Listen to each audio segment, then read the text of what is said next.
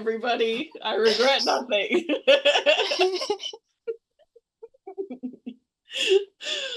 Oh. Hey. Hey, everybody. Thanks, Piggles. Yeah. You're very welcome. I'll read the rest of the break. We're so professional. Oh my god. Our performance piece tonight is Piggles' poetry. A la Amazon. Thank you, you horrible crushing giant conglomeration. Oh my goodness. All right. So welcome everybody. We're back. After a little while, we found out what fell out back. Well, at least I found we though? out. Yeah, if you watch it really carefully and you pause a couple of frames and you do a little bit of vector analysis, say the correct incantation. I was there. I don't know what it is. Need to squint and turn your head at a particular angle. Well, I'm not the captain, to be fair, so. The captain doesn't what we know need what's is that X-Files music now. Yeah. I need to invest in one of them, stream decks that Matt has, just so I can do that. Yeah. Wonder if I could get work to pay for it. Oh, well, I'll include it in a couple of lectures, and then it's for work. It's not for this. Yep, I thought of 100%. it for work first. Yeah. Okay. Anyone in chat from the ATO, just stop listening and forget that you heard that, right? Yeah, if the student gives the wrong answer, you can use the... Dun, dun. Yeah. Unless you're Stacey from the ATO, and then we do need to have a talk. Yeah. That's right. Yeah. Stop taking my money. Also, no, because promotion. N.E.R.A wants Trevor to go to the ATO, so N.E.R.A can take over Trevor's job. Oh, you're going to give a reference. Yeah. Yeah. Yeah. Yeah, so that's one of the jobs you got to do is like run the cable from Sydney to Canberra. Yeah, nah. Canberra. Nah. We don't need to do that, surely. Just fuck that side quest off then. I mean, come on. We've done all of the other side quests, including apart from making the main one. our own, really. Yeah, we've made up our own side quest. Is there even a main quest? I don't know that we followed it. We should probably introduce ourselves and say hello to our chat. We killed two of the main characters, so we didn't have to follow a plot. Yeah. Chris, I'm sensing a running theme from some of your games that I've been involved in. Just saying. So what are you accusing me of now? I'm saying that you and I are a common denominator is what I'm saying. Yeah, well, that works, All right, we'll do this fucking introducing ourselves things. How about that? All right. Hey, I'll start for once. All right. I'm channeling my best Bond villain today. All the cats aren't here. They're in the other room because the heater's there. Fucking quitters. All of them. Although Paul Ripley has been sick, so, thoughts in chat for Ripley. She's had a cold. Oh, poor darling. Yeah, she's really old, poor thing. But now, sees me coming down the hallway and just bolts and hides because it's pill time. So I'm just a pill monster and she hates me. But anyway, hi, I'm your GM. I'm Anthanum. You can find me here and other places around the internets and IRL doing mostly gaming stuff with Fallout and, Cthulhu and, things like that, various stuffs around the place. Anthanum everywhere. That's it. How about we have Cass's cat. Yeah. This is Ash. She's also very old and she wants to sit on me, but she doesn't want to sit on me because she doesn't really like me that much, but she does like me. New cast member. Yeah. Don't look at her directly in the eyes. She gets angry. Ash can play Goose. You want to be Goose? She'll be Goose. Yeah. And while I'm not playing with Goose, I'm Cass or Shadowmere. And I am going to be Maise Mayhem Jones. And I'm going to explode some things. Preferably some army dudes. I was going to say, I think we decided that you had extra middle names just before we started too. Maise Mayhem Chaos Jones. That's right. Troublemaker the Third. That's it. That's exactly it. And I will hand over the introductions to Piggles. Hi everyone, I'm Piggles. I play Fauna Bruha, your Roo of unusual size. I no longer have shingles, which is where I was last session. Which is, yay! Forgotten what else I was going to say. It's been a really weird few weeks, folks. So let's see what chaos dribbles out of my brain this week.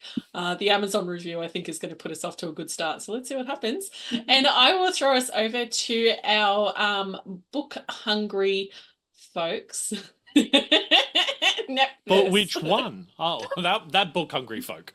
Yeah. Hungry for them. I just yearn for them all. Hi. I'm NephthysNile. You can find me across the internet as NephthysNile, NephthysNile. I do this. I do vampire stuff. I do D&D stuff. I pop up here and there and everywhere because I have a problem saying no when it comes to TTRPG stuff. And I will be playing N.E.R.A, your National External Retrieval Automaton, who is collecting books on behalf of the National Library of Australia. And I believe... Get a book up here is the term that I need to be saying at this juncture. Yeah. Hope you understand the willpower damage that caused right there. And I'm going to hand over to our illustrious Doctor of Doctorates, Mr. Loreman. Thank you. Hello, I'm Joel, or Mr. Loreman. I'm playing the Collector of Doctorates. While others collect books, I collect true knowledge, and if I could study the blade, I probably would do that too. And it's a worthy cause for Spoosh to lose his nose to gain more doctorates. I will be walking around as a zombie, but the smartest zombie that you ever met. I am available on social media as Mr. Loreman or Mr. Loreman, depending if someone beat me to it. Although lately I have retreated into a cave and I haven't done very much, but I'm sure I'll be doing more and more soon. And I think that's everyone other than our illustrious, phenomenal. I guess what is your title other than like torturer? Can we call you torturer? Are you talking about Saz? No, that's me. I'm called Saz torturer. Saz kicked me out of the off before I could say it completely. I mean, true.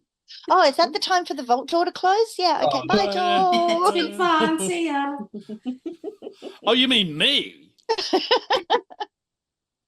Fuck off. Torturer. It's voluntary torture. Okay, yeah, fair I mean, enough. we did kind of sign up for it. Yeah. Consent is everything, and we absolutely consented. Absolutely. Excellent at it. So. All right. So after much homework by yours truly, I actually know where we finished last time. With this crew, not the other one. We've got no fucking idea what happened with Matt and the alternative cast. Like, honestly, none. But thank you so much, folks, for stepping in and stepping up and trampling all over it. It was and great. just having a wonderful time doing it. Yes. Yeah. Highly entertaining. Mm-hmm. Yes. We did particularly enjoy the week off, so thank you. It was great. It wasn't so that we could just sit back and on the beach and sip pina coladas and take walks in the rain, and I forget the rest of that song because it's really old. You're making love at midnight. Yeah, there was that too. Something yoga. Yeah, something about yoga. Yeah, or was it Yoda? Yeah. Yoda. Different song, but we'll go with that. The musical episodes. Music's already started. So basically what happened last time, they got in trouble with the law. They fought the law and the law won. They met Boz, the frill neck lizard, and the denizens of the cave underneath the Exclave, shall we call it headquarters? Sure. We could call it a lair. Because Den of Inequity. Den of Inequity. Okay, the Exclave Den of Iniquity. When much negotiations were had, and the party are now on a mission from Boz to destroy all of the Enclave at the base, but specifically those in the laboratory. And so they went up through the tunnels and ended up in a storage locker or a storage room where much discussion ensued about what they were going to do, and they eventually decided stepping outside of the storage room was probably a good idea. Had a bit of a look around. It was nighttime. Well, at least they think it's nighttime. And found radiology and a couple of other rooms, but found animal housing. And, well, it was actually animal people. There was a big discussion about whether animals could in fact be people, and how the Exclave view animals and people, blah, blah, blah. That was mostly led by Spoosh. And they eventually decided to go in. We had a little description of the room by yours truly, the narrator, and we stopped there. So that room was quite dark. It smelled basically like a horse stall, and going from the pristine, science-y kind of corridors into a wooden-floored area with lots of sawdust and sand and hay strewn around and trampled into wooden floorboards. And that's where we left it. So, over to you, my wonderful and illustrious cast. So you said it's very dark. Not very dark. We're not talking Kai and Posy room dark. We're talking dark that you have in your bedroom when it's nighttime. Okay, so Kinda we can dark. maybe make out some of the objects nearest to us and things Yeah, and like there's that. sort of like the low-level airplane lighting in the corridor outside. So it's a little bit darker than that. Can we hear anything? That's a very good question. I think we can have a roll for that. No. And that will be obviously perception. Mm-hmm. And what are you listening for particularly? Are you listening for anything that might be reflected on this character sheet here? People. People. So probably not throwing then. Survival? Yeah, I think so. All right. Yeah, so, survival. We'll negotiate that. Perception so plus 6 survival. and 6. So I need to roll under 12, preferably. Are we all rolling this, or is this an individual? Yeah, if you want to listen. Yeah. 2 Yeah, one- successes. Cool. Got a If you wanna sorry. 29. do a little dance. Deception you and can. survival, was it? Yeah, might as well. Sounds good. I got 1 success. Yeah, I got one. I got 1 success. Okay. Yeah, you can kind of hear some generalized movement. Sounds like a TV going on in the background. Close by or far away? If you were in an ordinary house, if you're out up the front, it'd be down in the rumpus room down the back. Okay. Kind of thing. So maybe 20, 30 meters away kind of thing. Mm-hmm. Through some walls. Sounds like they're listening to Rage. So we're close to any walls? Well, it's kind of like door opens. And I remember it was a fairly heavy armored door. Okay. And you've got a sort of big-ish area, probably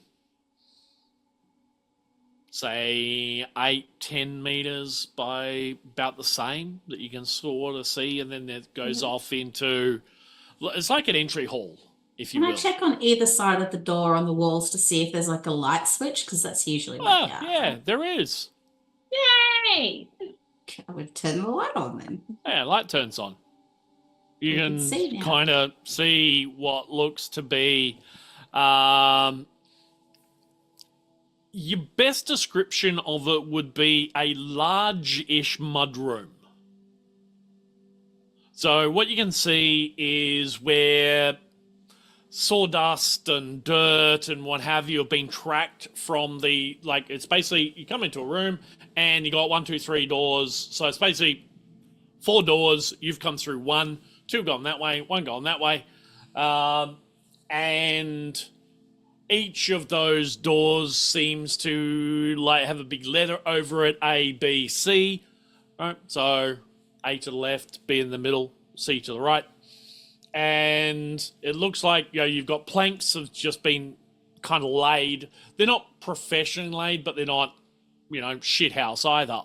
So like big wooden planks laid on the ground, and they're up to the various doors, A, B, C, and it looks like this is all trapping sand and dirt from one door, sawdust and what have you from another door, and hay and stuff from another door. So as people have sort of tracked out of those rooms, the mud and shit that's on their boots is lessened until they get to where you are at the front door. Other than that being just a kind of big empty reception area, there's nothing else in here, just those 3 extra doors with A, B, C. Okay. So A, B, or C, I guess. Which door are we thinking of going in first? The middle Well, one. I like alphabetical order, so There's no difference we can see, like there's no scuffs around each door, one door, no. That's boot marks, you know, some people have tapped their boots to get stuff off their boots as they come through, kind of thing. There is one other difference. The TV sound is coming from door B. The door I wanted. The middle door. I bet let's go through that one. I don't know. Or do we just open all 3 at once? Surprise! On 3. Hey, I'm not getting Each- involved in this. so- We got 3 different answers. I'm staying out of it. Okay. So I think we could, because we do have enough people, we could open all the doors at the same time. if that's the case, N.E.R.A is standing back with all the guns ready. I don't Covering think every door, right? Every door. that's the best idea. I mean, probably taking it 1 by 1 as opposed to 3. Like, we are outnumbered. Like, I mean, we believe so, yes. Maybe. I mean, based on if we were to use just mathematical rule of variable change, we should pick a door and then change our mind like at least 2 times in order to pick the correct door. Okay, so I think Are you we've now a met doctor that of quota probability? Yeah, it's like oh yeah, it's like that one's not even a doctorate. That one's just a spoosh. Just then. Just a cert 4. when I lost my nose, I guess I gained my doctorate of probability. That's the trade-off I made there. Okay. Okay, so I think have we met your quota then, Spoosh? Because we talked about A quickly for a second because it's alphabetical. B has the sound, and we were also thinking about all 3 doors at the same time. So technically, we've changed our mind. Yeah, but now it's 1 door because if we pick all 3 at the same time, we have a 100% chance of opening the wrong door. We also have the 100% chance of opening the right one too, but the wrong door. I guess it then falls on whether the 3rd neutral door, which side of neutrality it falls on, of more negative or positive. So if we Nira repeat is walking one more over to door B. there we go. Yes. C it is. Yes, the one where there is noise. All right. So who's going to Feels so much more relaxed. open the door? Not N.E.R.A because she's getting all of her weapons ready. Fauna will open it just in case there's some ruse on the other side, because she has some strong words that need to be said to some of them, potentially. We'll see how this plays out. First question. Fauna's going to gently turn it just to test if it's actually locked or not. Is the door locked? Which door, sorry, did we decide on? Door B. Just Oh, door good, B. Door B. B for bloody hell, you're going through door B. Yeah. Go on. Yeah. That's the one. For Bruha. B for Bruha. Yeah, okay. Cool. No, door is not locked. Okay, Fauna is going to, she's not going to like slam it open, but she's going to just very casually open it and peer her head around and, but leaning over a little bit so N.E.R.A's got like a shot underneath Fauna's torso. And as I'm sort of slowly opening it, what do I see? You see a little corridor.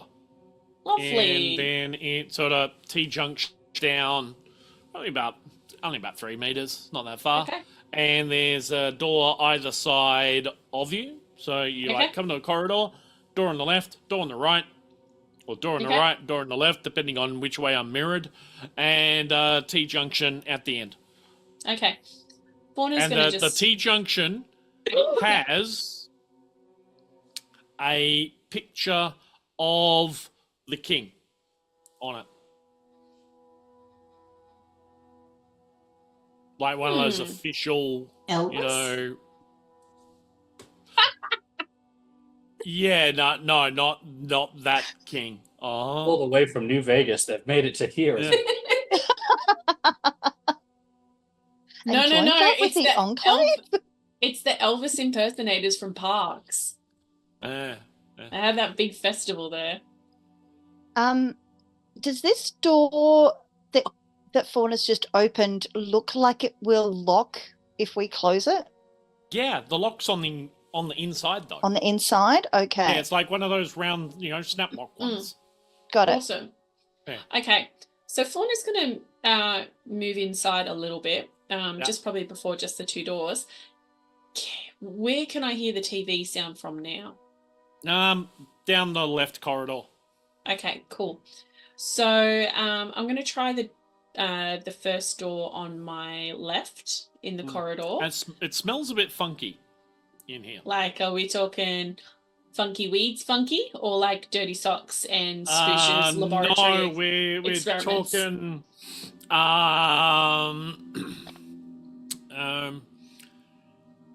certain animal poo mushed into floorboards.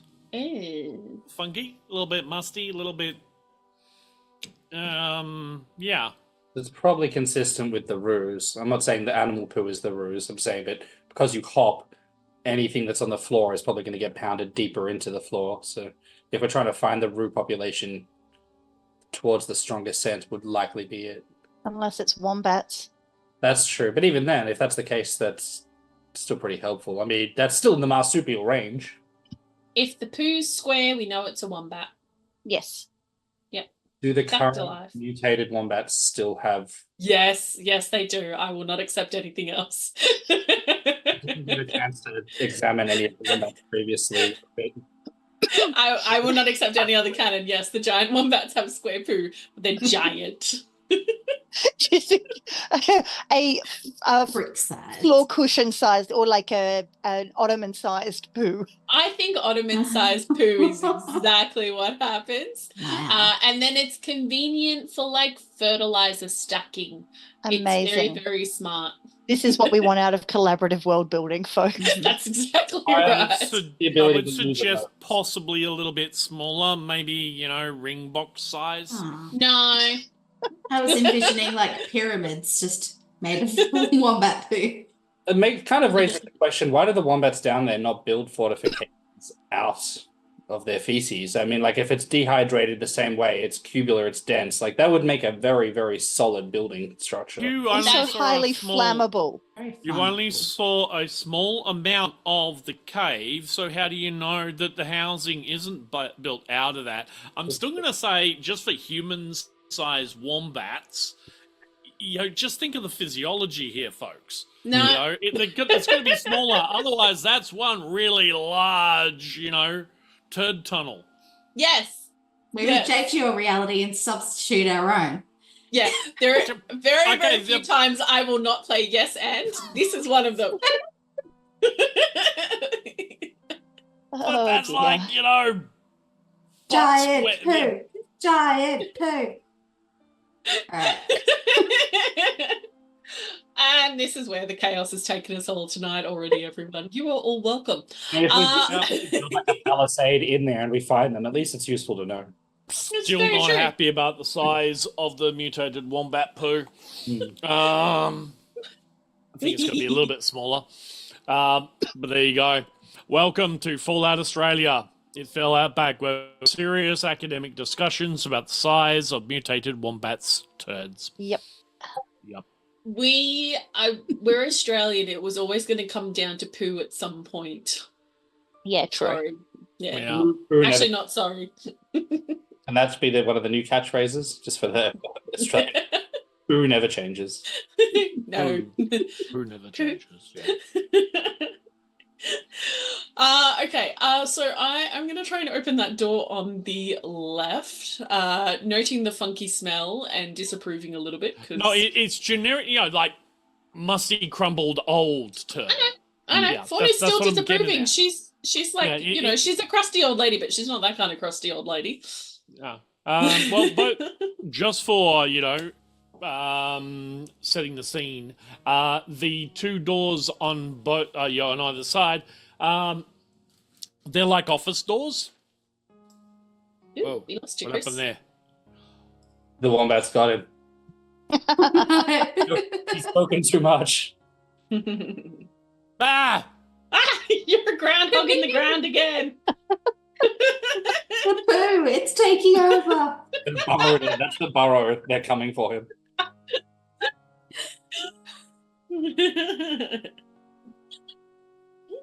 That's the ironic. Nothing fell out back, it rose out back. And what a All right, I'll stop fucking around with the camera now. Fuck knows what happened there.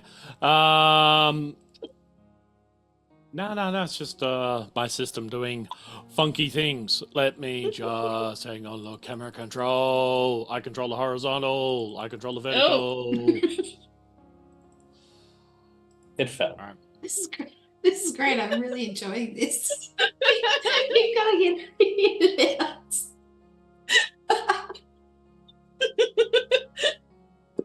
That's all right. You get to freak him out with your moving background. He gets to have fun with his It's camera. true. It's all There we good. go. All right, I'm done with that. Fantastic. What were we talking about? That's right. Poo, The scene yes. setting and poo. Yes. Scene setting, yes. They're office doors. With the The glass bit. window Okay. thing and that 70s mirrored slatting. Oh, so if I look really closely, I can kind of see through it a little bit. Yeah. Okay, Yeah, so you I'm do going to that do thing. that. Yeah, But absolutely. it's So I'll dark go on do the that. other side. Do I hear anything if I put my ear No, up only the against door? TV going in the other room. All right, I'm going to open it anyway. But, Okay, yeah. gently. It looks just like an in case. office. Looks like an office. Okay. Can I see, based on the light that's coming down the hallway, does it look like it's been used recently? Yeah. Like as in, okay. Yeah. What, so is there like computers The- and stuff? Nah. There's Dang it. lots of files. Ooh. Lots of files. I'm gonna There's call- some Ooh, pen sorry, go and ahead. paperwork on the desk. There's a mug that's sitting on a piece of paper that's folded over and it's got a little coffee ring. The bit of paper's been used as a coaster, and the mug says "Number One Dad" on it, and you can see that there's like a Bic ballpoint kind of pen that's covered in a little bit of coffee residue. So that's been used as a stirrer at some point in time. So Fauna's going to call in N.E.R.A and Spoosh and just get them How to loudly? very gently, and it's more going to be like, because Fauna's kind of big. I know. Yeah. That's why I'm calling the two others down. Because I still have a complication left over, you lot. Oh wait, I like complications. You have 2 luck points in your bank, by the way. Ooh. Just to remind you all. Thank Because we didn't spend them during the donation-a-thon thingy. That was lucky. Yeah. Yeah. So I think, can I have a speech plus strength roll? Speech plus strength from you, Fauna. Nothing in speech, so it's just strength, which is 7. To see how loud you are. Oh shit! I rolled a 20. You know how to role play this. Come on, you know what's going on here.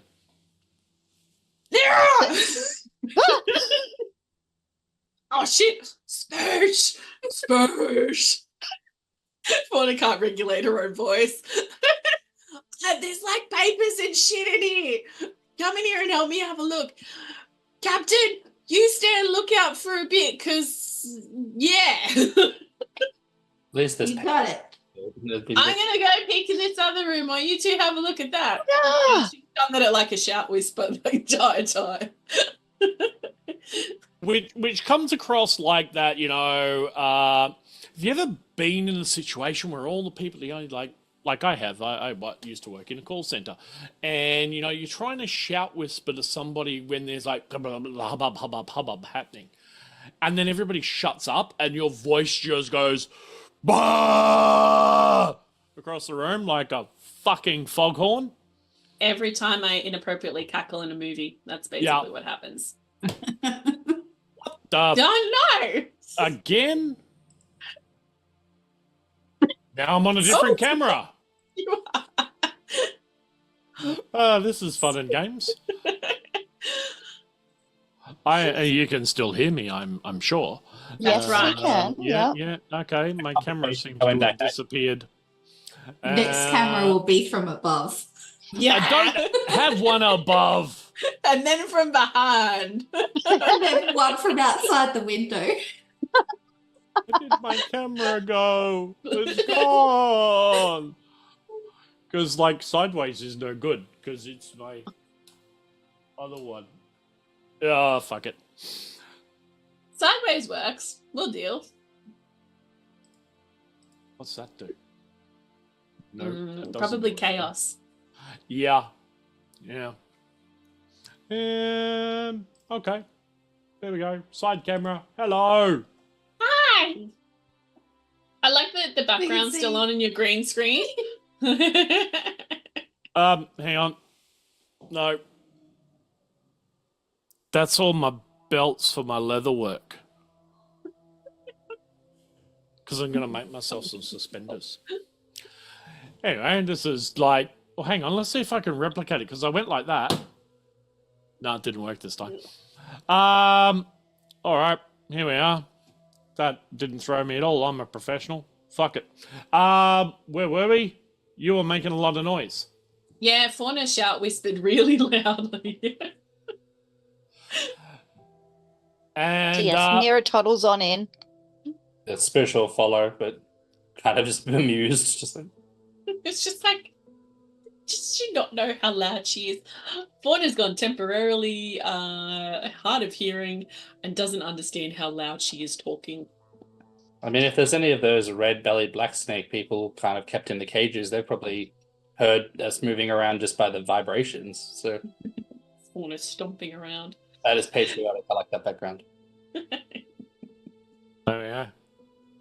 Let's just playing around, see what I can do. Yeah, let's go back to that one. Yeah. Hang on. I'm just playing with my camera.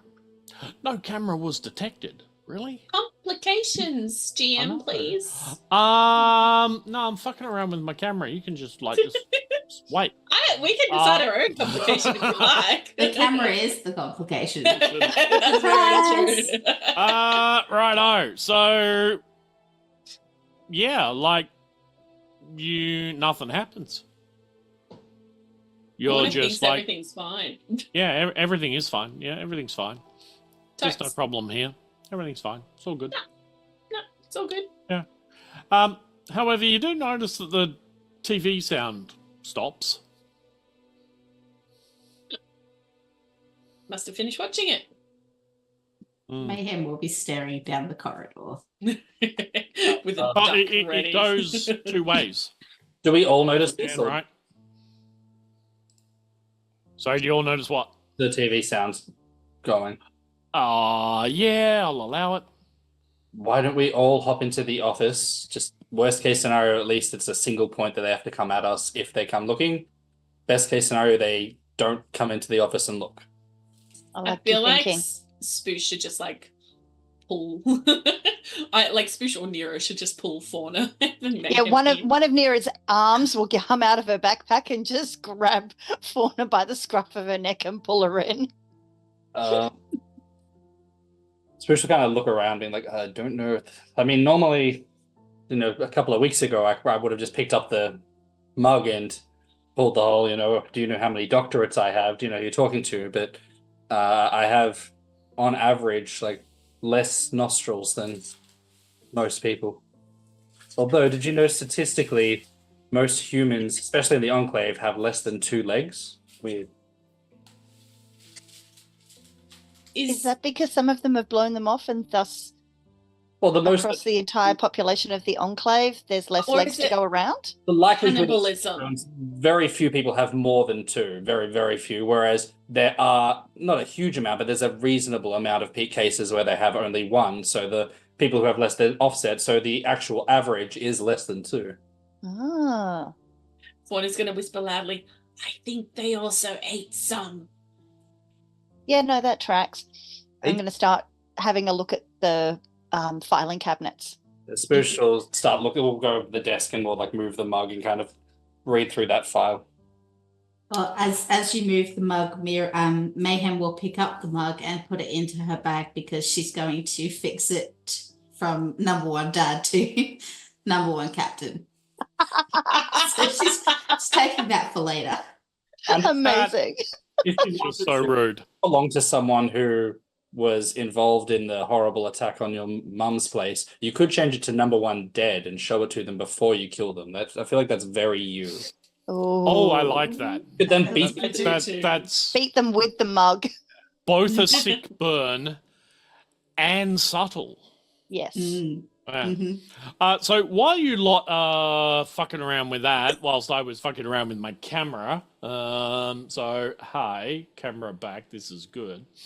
Yeah, you go through the files and it looks like, many daily intake reports, this many calories consumed, this many weight of, excreta put out, blah, blah, blah. It's all kind of biological numbering stuff.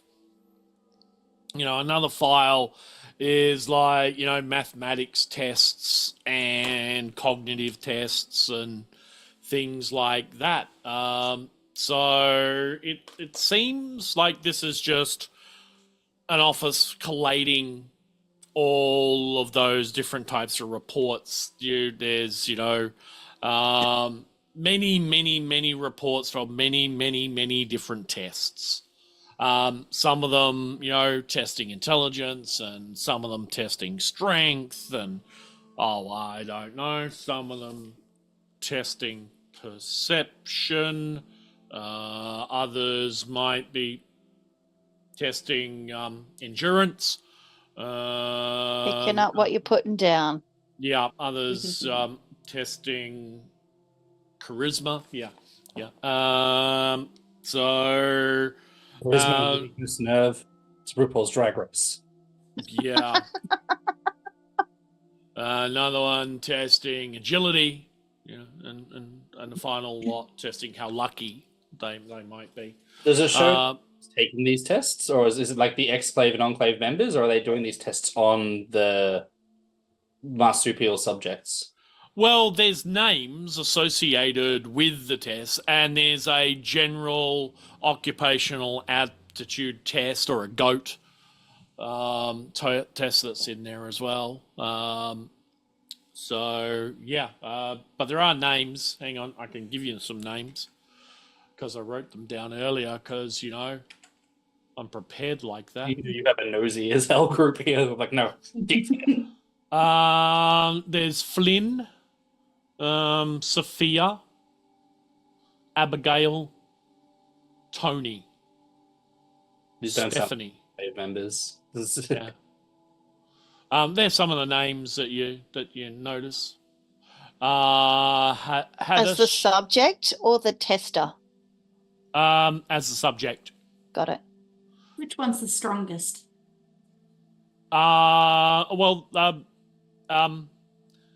Ooh, that's good. Kawa. Kaawa. Who's the smartest? I mean, they obviously haven't done this test in a while, otherwise my name would be all through these, but still. Smartest. Ooh, that's a very good question. Flynn. Is that like FLYNN? Yeah. As in like the Errol variety of Flynn. Do Anyone? you now have a nemesis because he's smart? Yeah, two letters of the same following each other that aren't reminiscent of mathematical numbers is stupid.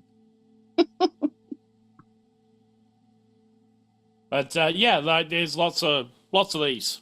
Many pages. Looks like I mean, these names aren't really, they're more kind of, I feel like, the likelihood of being people who were coerced to coming here as opposed to actual members of the organization. So I don't know if this is some messed up sort of, I don't know, lottery, or they're doing some test that there's like some threshold or benchmark you have to achieve over. Oh well, if you want to spend a little bit more time with the materials, you can. We might have to, jump to doing a montage. Because everybody loves a montage anyway. So yeah, if you want to. Otherwise, these guys are going to be standing around being, well, I don't know. They'd probably get bored at first, and then they get very destructive. You've met them, you know them, you've seen what they do.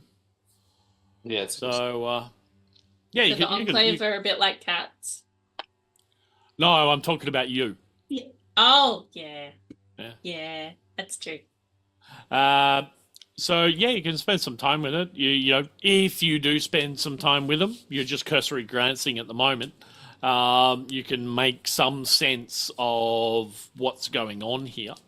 Yep. N.E.R.A's trying to start a fire in one of the filing cabinets. It's like destruction. Mayhem will be peeking through the blinds to see if there's anyone outside.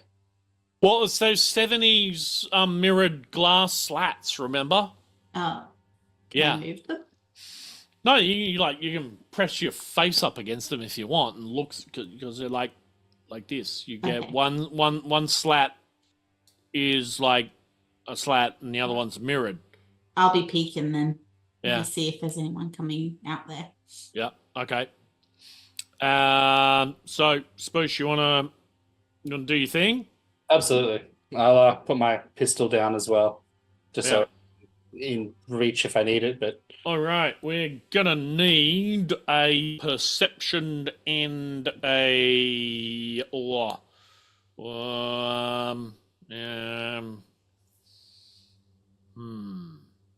so I can recommend science, but I know you can recommend science.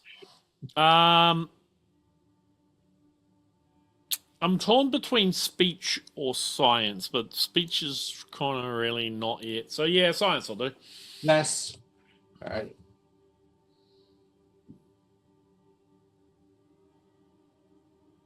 That is 2 successes. One of them is I rolled a 2, so under my tag as well as my science of 5. So I got a 3 successes. 3 successes. Okay. I'll allow you to either gain more information or do it more quickly.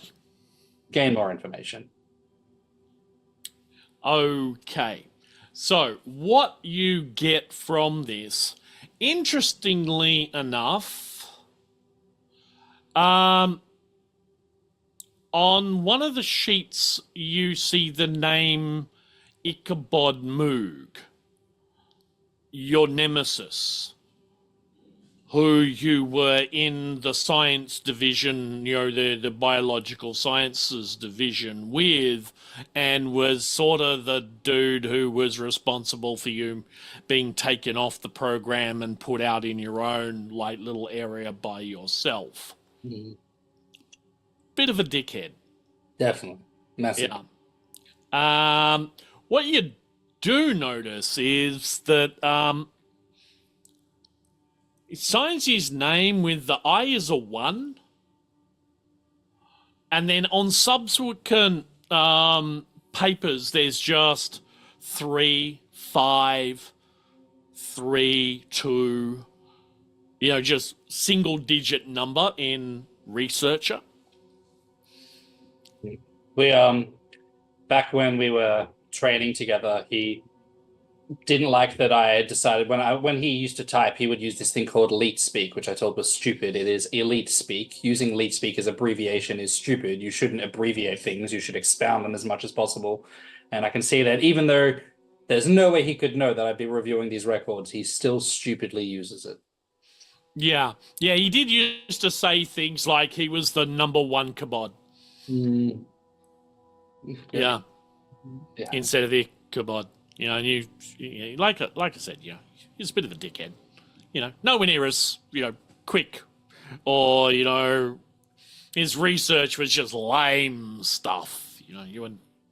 Is Fauna still in the room, or has Fauna you haven't left while I'm doing this studying, have you? That's a good question. I was going to the other room, but then you pulled me in, so I think I'm still in here. I'm going to request, if I can, just as we've got the, we got the mug of mugging, which we can use as number 1 dead. If we find this person, can you please jump on him? But instead of pounding, we can call it poning. I don't really understand it, but it's synonymous, I believe. So if you're down to crush an Enclave member's skull with your feet. Any time, and you can call it whatever you want, Spooshy. This is probably the nicest thing you've ever asked me to do. And N.E.R.A is setting a fire in the corner of the room. Yes. Yes. She's bored. We're supposed to be killing these people. Let's start a fire. Let's start some chaos and rampaging. And there's no books. Yeah. I mean, files are small books. No. This is self-published bullshit. No. Fan Can fiction. you roll some dice for me? Just some dice? Well, I'm thinking, what would we have with setting a fire? Athletics? Survival. Explosives. It's sort of pyrotechnic, so... Not survival? I would have thought survival. Well, you're not doing it to survive. I think you're doing it because you're a chaotic, murderous little hand Gremlin. puppet. So yeah, I need to roll for my survival. In setting the fire, and she hasn't cooked, any bits of her that might be slightly flammable, like her backpack.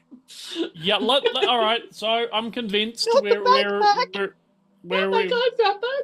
happy to negotiate here. So let's go with survival and I don't know, agility. Survival and Well, agility. Okay, so looking for a total of 7. Or 7 and under, rather. I hit 7, so just 1 success. Okay, so N.E.R.A's got a little waste basket fire going. You know, it's like, what are you using as flint and steel for this to get it going? Herself. Well, you do have a dirty great Snaps big the fingers. flamethrower. I do have a flamethrower. Why am I using flint and steel? I'm just gonna.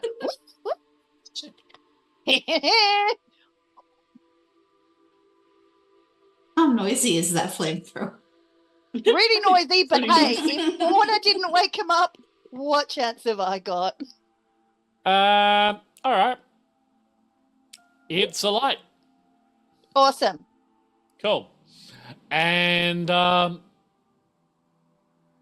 you feeding it? Yeah, I'm pulling out files from filing cabinets and dumping it in. What are you guys doing? Are we supposed to be killing these people? Boom. Boom.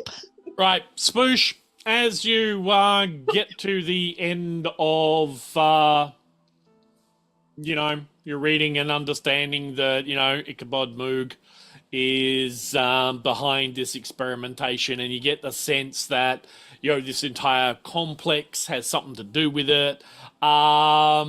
There's a little bit of a raging bonfire happening in the room. Now, Mayhem, how are you disposed towards this fire? I know you're a pyromaniac,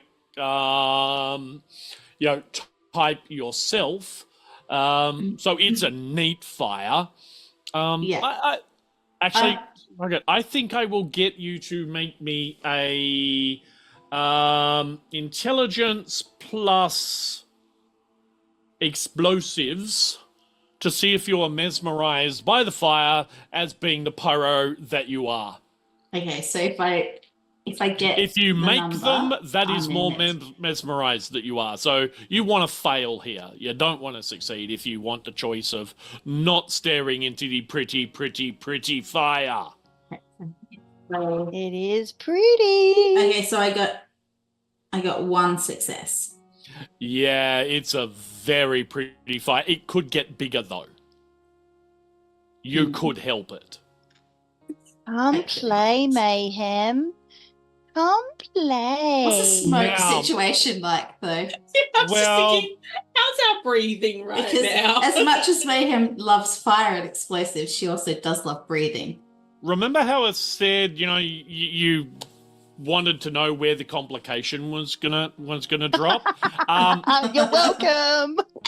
N.E.R.A and Mayhem are your complication right now. The two destructive firebugs want to make a big bonfire, and so are. I'm just handing N.E.R.A files. Yeah. Fauna's just going to finally notice what's actually happening and just be like, oh, for God's sake. And just like, Spoosh, finish what you're doing. Let's get these two idiots into the other office for a second. There is a little bit of a raging fire happening in the office now. Yes. Which is why we're going to get to The that. beyond a fire extinguisher level, you might want to think about leaving the office, possibly the building. You might want to take a step back, guys. Yeah, just We just got a this. touch. It's okay. We got it. Fauna's just going to pick up N.E.R.A. I'm like, we're going to get you another fire. Come Put on. me down. No, I haven't picked up you. I've only picked up N.E.R.A. Oh, okay. I thought Like- you said N.E.R.A. Mayhem. No, I said N.E.R.A because Okay. my brain. Sorry, Mayhem. I picked up Mayhem. I'm like, Spoosh, get, I don't know, like a desk and just pry N.E.R.A away, and we're going to tell her we're going to go set another bigger fire somewhere else. Yes, I mean, not that I'm recommending to use it because I feel like it might be a bit of a breach of privacy, but there is that code phrase you can say to N.E.R.A to kind of get her to chill out for a little bit. This is a good point. N.E.R.A, do you want to come and put a bigger fire somewhere else? Ooh. Yeah, Yeah, come okay. on. Come on. Okay. If we need it again, we'll use it. Good thinking. But otherwise, she's happy right now. The office is firmly engulfed. Yes. I It's think like we're the whole all- thing is it is now Yeah. a towering inferno. This is now a structurally problematic fire. Look, Well folks, done. you make a plan, you work to the plan doesn't fail you. We were going to kill these people, they're going to die. It's Yeah. a fiery inferno. Hooray. And I'm Now just a we- supportive captain, so what's That's helping? right. Now, we don't actually know that there's not an exit out the other side of the building. We also don't know that there is. When we're out, we do know we can get back the other way. Team, do we want to go down the corridor and to the left where we heard the TV room?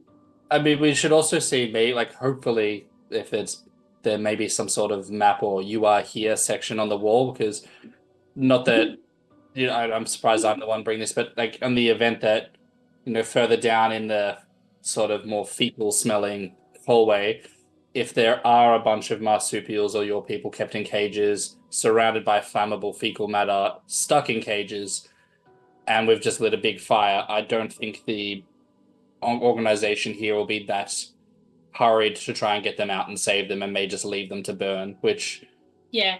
would We be. can always ask Captain to blow a hole in the wall and get them out that way. So yeah, Absolutely. I just want to check if they're here or not. No, let's go down and find out if we're all agreeable. Mhm. But quickly, All right, because let me just point out one tiny, infinitesimal flaw in your plan of going down the left corridor where the TV sounds was. Yeah. It's blocked. N.E.R.A set fire to the office on the left-hand side.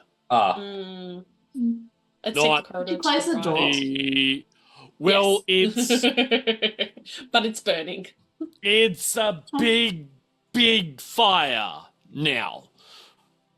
Start They're off still little, contained in the one room, but right? anything that is lit with a fucking flamethrower is not going to stay small for very long. I'm just saying, no judgment here.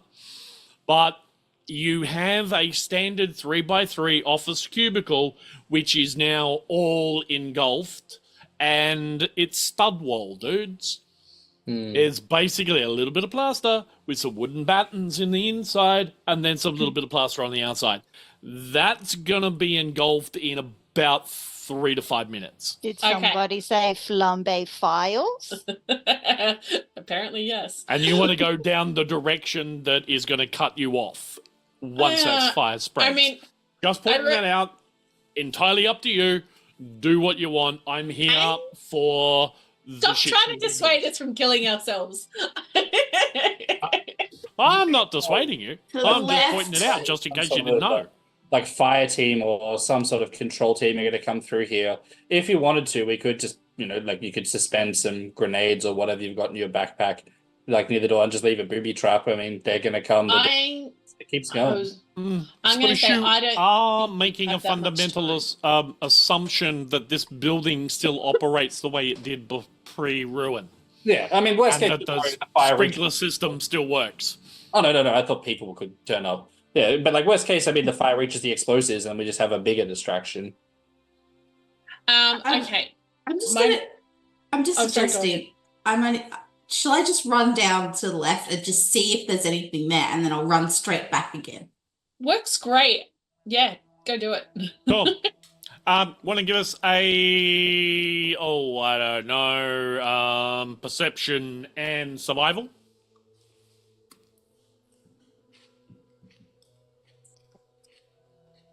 Oh, that was a 1 Yay! Ooh, and a 16. So 1 success. No, 2 successes. Oh, 2 successes. Yay! Yay! So I just want to run down the corridor, see if I can see anything, and then come back again. Hello,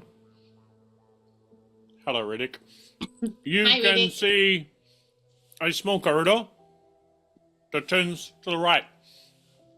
And lots of fire and smoke. Okay. But you can hear Apart from the GM chomping on a Tim Tam. Tim Tam. What sounds like voices.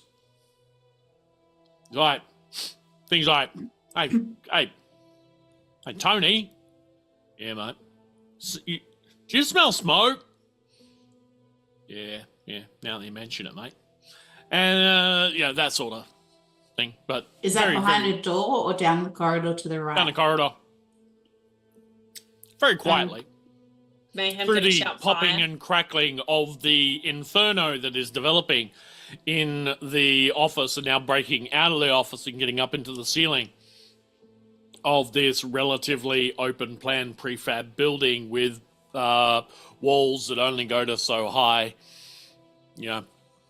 which are perfect for allowing an inferno to spread throughout the entirety of the complex. Door that the voices were coming from? Is it just down the corridor to the right? Okay. I'm gonna run back to the group and say I could hear Tony down the corridor to the right. But there's a few flames. So might need to move quickly. So I'm gonna run off back down the corridor. Okay. Should we? Can you please give me Holding my captain's dart. Fawn is going to ask N.E.R.A to go after her because N.E.R.A doesn't need to breathe. Oh, yeah, no, okay, I can do that. Yeah. Mayhem, I need you to make a endurance and survival, please.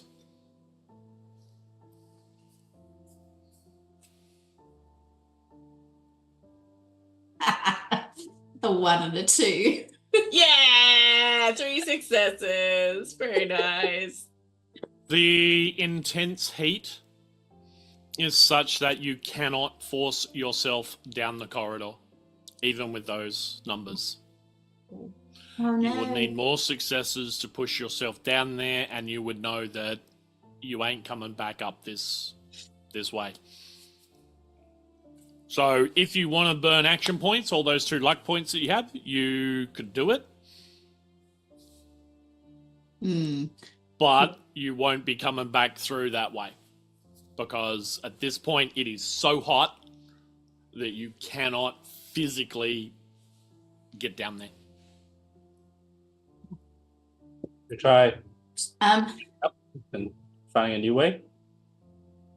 can I get back the way I came? Yeah, it's like you've tried. Let me show this. You've basically what you've got is you come through the door, office on the left, office on the right. Corridor comes to a T-junction, which is where the office ends. You've set the fire in the office on the left-hand side. You're trying to go round to the left, but it's just an inferno. It is too hot. You cannot get through. That's where the voices and the TV were.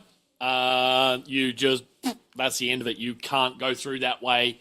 You are back where you are with the rest of them. And to be honest, the rest of you are probably well advised to get out of this section one way or the other pretty soon, as the place is starting to be engulfed.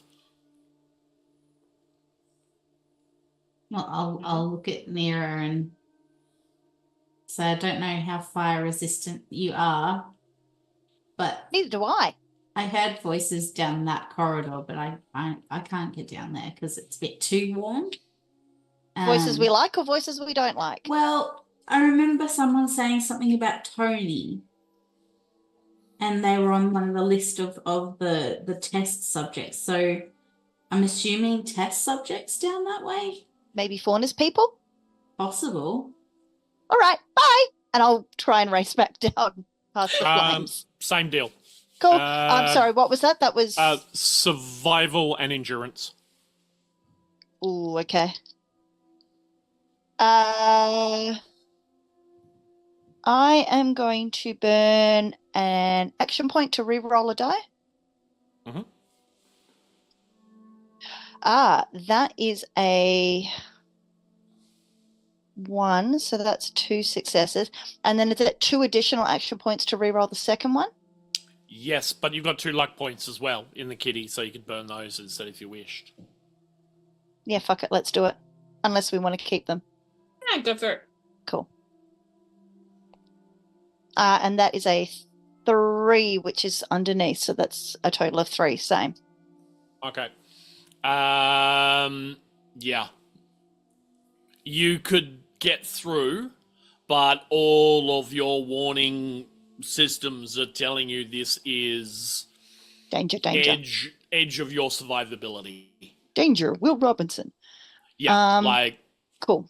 you will, your outer skin will melt off. You will basically be the Terminator. Cabbage Patch Doll skin. Yeah. Cool. So I will get up as close as I possibly can, and I'll just yell, "Hey, Tony! Time to run out, bottom!" And then pew, pew, pew, back to the crew. Yeah. It's a raging inferno. You can't hear anything. Okay. Like fires make a lot of noise. Yep. Yeah. So what are you doing? You've got pretty decent bonfire going. Yeah, We're I tried. gonna Sorry, go down folks. So I think we piss bolt down the right-hand side corridor. We do not pass go. We do not collect 200 points. We get away from the fire. Fauna's old bushfire senses are screaming at her right now to run. The lizard brain at the back of the room is like, get out! Cool. Same deal on the right-hand side. You've just got one corridor that belts down to the right, and then this one turns to the left. So they're both turning in the same direction. So you're getting like a U shape. Hang on, can I do it like that? Yep. Yep, makes sense? Yep. Yeah. Cool. So, that's what you got. As you round the corner, that comes out, so you go around the corner and you can see this heads out for another maybe 3 or 4 meters. Office, same deal again, and it splits off once more. But this time you can hear some screaming off to the left-hand side. Fauna's going to shout out, Tony, come this way! And see what happens. Nothing. Who's quickest out of us? N.E.R.A? Mayhem? I've got an Maybe. agility of 6. 5 agility, so not great. Yeah, mine's 4. I guess it's me then. Yeah. I was just like, if you want to scuttle up the left-hand side really quickly to try and shout some more. Otherwise, we just keep going forward, basically, I think. Yeah, cool. I'll give it a go. There are any doors on our way past? There's again 2 officers. Two office doors. Officers again. Opening those doors. Yeah. They look again like very similar to the office that you were in before. So it looks like this thing's done on a one corridor split up, split kind of pattern. If that makes sense, with the corridors being 3 by 3 for the offices. So they're making you've just got a single office on each corner. So it's not going very far. It's just a staggering 2 offices here, corridor, 2 offices there, office there, so sort of structure. This is where I need my teaching whiteboard to be able to draw it very quickly for you. That's all good. But I don't have one of those. But I do have Paper, from the sounds of it. And a Sharpie. Tiny Sharpie.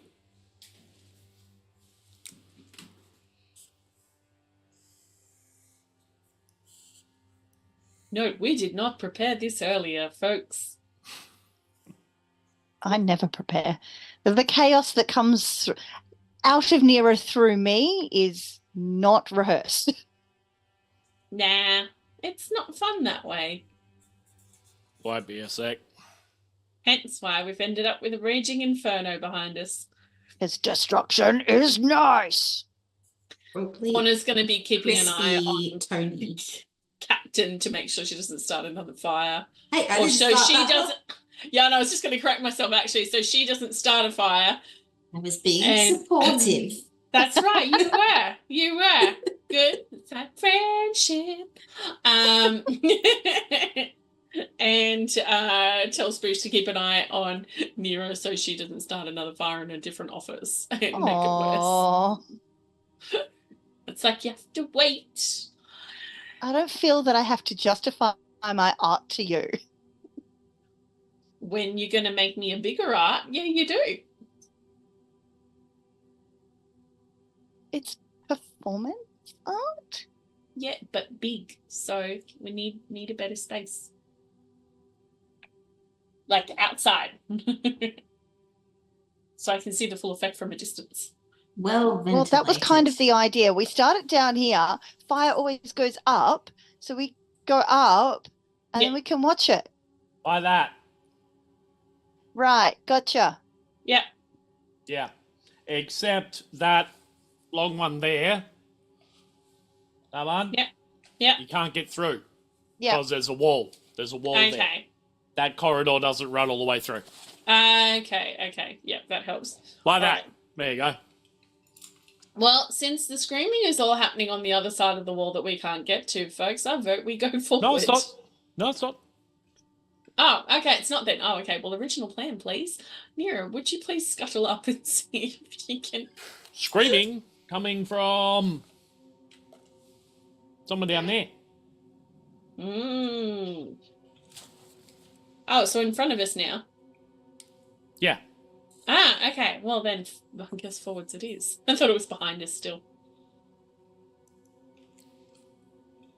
So let's move towards the screaming then. I think. Yeah. See if there's anyone. Because there's smoke everywhere by now. Yeah. All right, onwards. So let's head towards the screaming. Once you rip round that other corner, so you're going now round to the right, you get basically another door. Let's open the door. So, hang on. Low tech. Door. No, door. Hang on. Over there. Ta-da. Yep. Right. Sorry, Let's open the door. hang on. Doing this backwards is fucking weird. There you go, there. Door. Let us open the door. Open the door! And come in. There's what appears to be a room looking like that. Cool.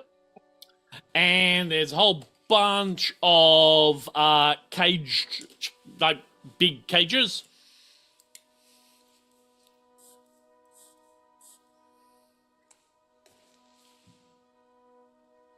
Yep. With bars and locks and beds and people yelling and screaming as the, OUS people of unusual size people. Are there any roos? There is. I have to check my notes who is there, but no, there is not. I do not think. There That's okay. is what looks to be a possum of unusual size, a Tasmanian devil of unusual size, or a tuss. So there's a puss, a tuss, a bus, which is a bird of unusual size, a cassowary, and a noose, a frill-necked lizard of unusual size. I have a very important question. Is the cassowary big enough for Fauna to ride? She is 6'2". Abigail. She's gentle. I'm trying to remember how tall Fauna is. I have described her as having a terrifying visage and exudes hate. Yep. Murder bird dinosaur. Yeah. Fauna's instantly attracted. She's wearing a sleeveless shirt and a pair of fitted jeans. Is it a bintang? Is it a bintang t-shirt? She's not in a bintang sheet t-shirt. I think somebody else is. Could be Oh, hang Fauna. on, hang on. Flynn, the possum of unusual size, is 4'6". He's manic and angry, smashing up against the bars. He's got an outfit, so on the catwalk now is Flynn. In a dark brown and light green and dark grey. He's wearing an open V-neck shirt with a single long loose sleeve and a medium-length scallop skirt, as well as a pair of shoes and a short jacket. Your accessories include a knit scarf and a feathered hat. Sophia, Amazing. the Tassie Devil, is now on the catwalk, who is 5'2", stocky and quiet. Has a brooding demeanour. Her outfit is in red with vivid aqua and silver highlights. She is wearing a tunic with round sleeves and a cord tied around her waist, as well as a pair of slipper shoes and a short overcoat. Closely following on to the catwalk now is Abigail, your cassowary, or bird of unusual size. Abigail, at 6'2", is one of the large ones. She is complete in her ensemble with a terrifying visage and exudes hate. Doesn't say much, only gives one-word answers. Her outfit is done in black with light brown and gold highlights. She's wearing a sleeveless shirt and a pair of fitted jeans and a short overcoat but no shoes. Her accessories include a knit scarf and a top hat.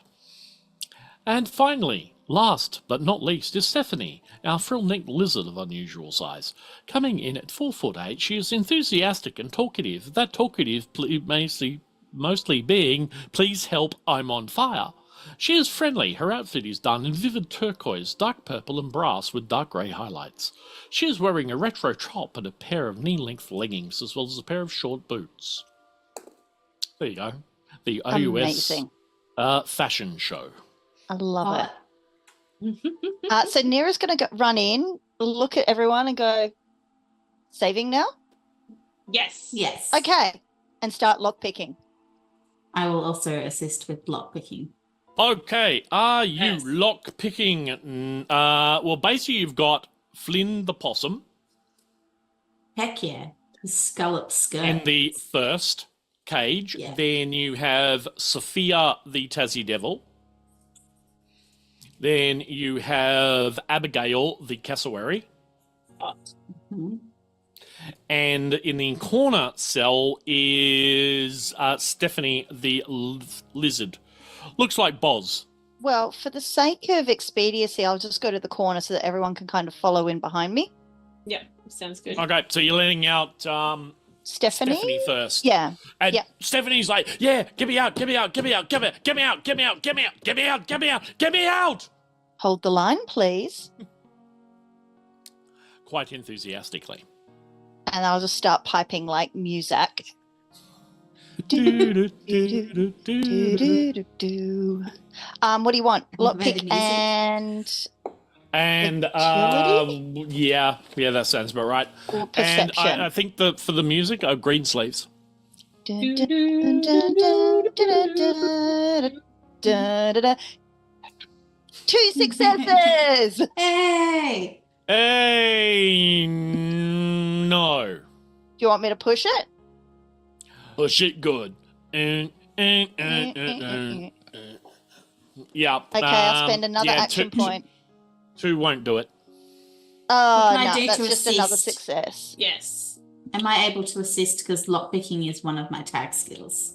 Yes, you are. So, how many successes did you get though? 2. At the end there, 2. Yeah. So yes, and I believe Spoosh has lockpicking as well, so Yes, he can does. assist as well. Once Mr. Loreman returns. So, an assist in this instance allows me to roll an extra die. No, allows the person assisting can roll 1 die Cool, cool. Mm. to assist. All right.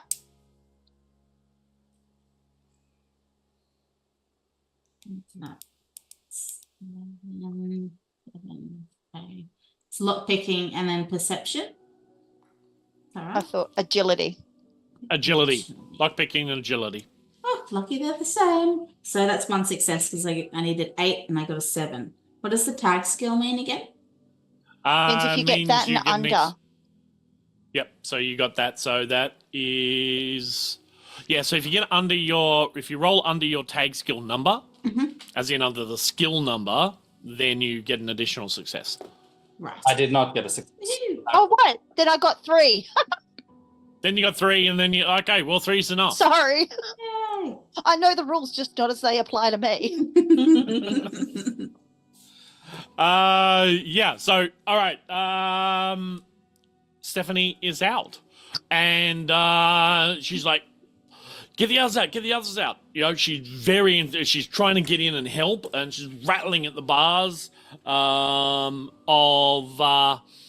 Abigail, the cassowary, and it seems to be really upsetting Abigail quite a bit. Fauna's gonna, because Fauna doesn't have any extra things in lockpicking. She's gonna pull our lovely lizard aside and just be like, "Yep, we're gonna just let them do their thing. In the meantime, you talk to me. Is there another way out?" I don't know. All right. Well, you over there, you're gonna keep an eye out on the door. Okay, and you're going to watch for flames and more smoke. You see more smoke coming in, like in a big wave, you holler at us, but they're going to do their work in the meantime. She's like, "Yeah, sure." Right to the door, looks, there's smoke, comes back, starts yanking on the on. No, I'm like, no, Fauna's just going to intercept me. No, you stay like a sentry, like you're about waiting for a bug to come out, right? You're going to stay there and wait. Right, Or maybe wait, got it. Yeah. And she goes over, shows that smoke, and races back and suddenly on the cage again. It's like, Fauna's just going to keep intercepting. Or Slapper. This is constant. Yeah, Fauna's just going to run interference, and if need be, she will. Have you wallop ever her. seen a frill-necked lizard not run around and keep still? Yeah. Can Fauna climb on her and When try they're and pin her asleep. down? Well, she is only 4 foot something, so yes. Yeah, Fauna's going to sit on her. Oh, amazing. Fauna now has a skateboard.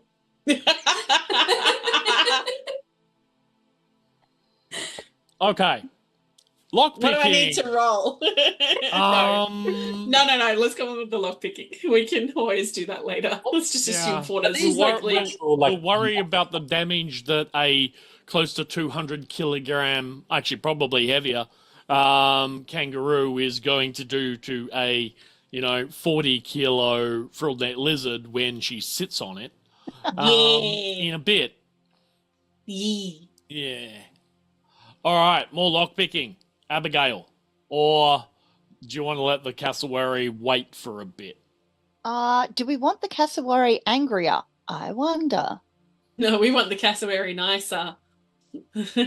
So let the cassowary out. Okay, who wants to take lead on this one? What sort of locks are they? Are they actually literally just padlocks? Like jail cells. Like how? Integrated blocks into Like, the... if I like looking at the likelihood of would my laser just blow the lock off if I shot it? It's a really good question. That's a luck roll. God. I'm not willing to try that. Yep, I defer back to the lock. I was going to say, if you try that, don't try it on the one with the Take cassowary. cover. Look, if it were a Wild West game, yes. Because it's part of a lot and you would slag it, but we're not in the Wild West, so I mean, aren't we? Well, I will. Yeah, we're in the will Wild do East some because we're lockpicking. around Sydney. Yeah, true. Let's get some more locks picked. Can I recall who in the goat test had the highest agility out of this lot? Who tested the highest? Yeah, Abigail. Okay, cool. She also tested the highest on potentiality for murder. Ooh. Like the cassowary that is looking at you all with murderous intent. Maybe we'll do the cassowary last, just so if it attacks. Yeah, okay. Then there'll be more Is of that gonna this. make Yeah, it worse? no, Fauna, I see what you see now. The taller than Fauna and bigger than Fauna, 6'8", taloned cassowary. Angry. Murder bird dinosaur, yeah. Yeah, just so putting that into perspective. Yeah. GM concurs with your thoughts to leave the very angry Dinosaur murder bird in the cell till last decision. Many Good choice. birds. Good choice. So that leaves you the Tassie Devil or the Possum. I was going to go possum because I like his skirt. Oh, okay. Well, Yeah. no, that's very fair. Yeah. Go for the possum. Yeah, Flynn. So Well, I've rolled my dice. If Spoosh is just going to start talking to Flynn and just asking just overall general just questions on maths, history, science, just to see what answers. What, not like just interrogate him afterwards. his own lockpick to let maybe the Tassie Devil out at the same time? Time is a little bit of a factor at the moment. I mean, I can try, but I'm worried I'll stuff it up worse. I can. You got lockpicking though, haven't you? Yeah, I'll give it a shot. Give it a go. Yeah. All right, so Mayhem, how'd you go? I rolled a 5 and a 6, and I And what needed does an that- 8. So that would be 2 successes. And it's a tag skill. I don't know if that. Did you? So tell wasn't me a how many three. successes. That's all I care about. Just the number of successes. 2, I think. Hang If on, you rolled both of them rolled under your tag skill? Yes. So No, that's- what is your tag skill number? Is that with just in the actual skill, Yeah. Yeah. not with the added No, just No. the skill. agility? No. 3. Okay, So no, none you of didn't them roll went below. under. No. So So I yeah, rolled a if you 5 ever and a when you're 6. rolling, if you roll equal to or under your tag skill number, Okay, so if I got then a it's an 3, then it additional. would have. Yeah. Yeah. Okay, so just the 2. not enough. Shit. Oh yeah, no, when I did the last one, you had to do this funny thing at the end and I'll roll Yep, it. do an I'll assist. assist. No. That's a 1. Okay, so that's 2. That's enough. You need 3, so that Yay. gives you 4. Boop, boop, boop, boop. All right. So, following a little bit of prompting from N.E.R.A, the lock with Flynn, the possum of unusual size, pops open, and Flynn is described as manic and angry. So Flynn just like, yeah, cheers, mate, and I'm fucking off, and just bolts. Opens the door and legs it. Look Flynn out for is the gone. fire. Swirling eddies of smoke, which gives you an opportunity to see that there is a lot of smoke outside. Warner See, called that. Don't play dead. going up by himself, having no idea what's out there. I couldn't, even as the smartest of this group, can't be that smart. Okay, Alright. we're on to Tassie Devil. Yep, Spoosh, you're doing your lock picking for that one. I got 1 success. Yeah, not good enough. You need 3. So you may spend action points, or spend luck. I will go action points, I think. If everyone's fine with me spending some of those. Mhm. Yep. Well, you'd be spending your own because the pool is empty. But yeah, in case everyone needs, they're fine with me using what I can. Go for it. Alrighty. So your action, remember your personal action point pool is 6. Can we assist at all as well? If we've already released Finn, we would be moving on to the next one.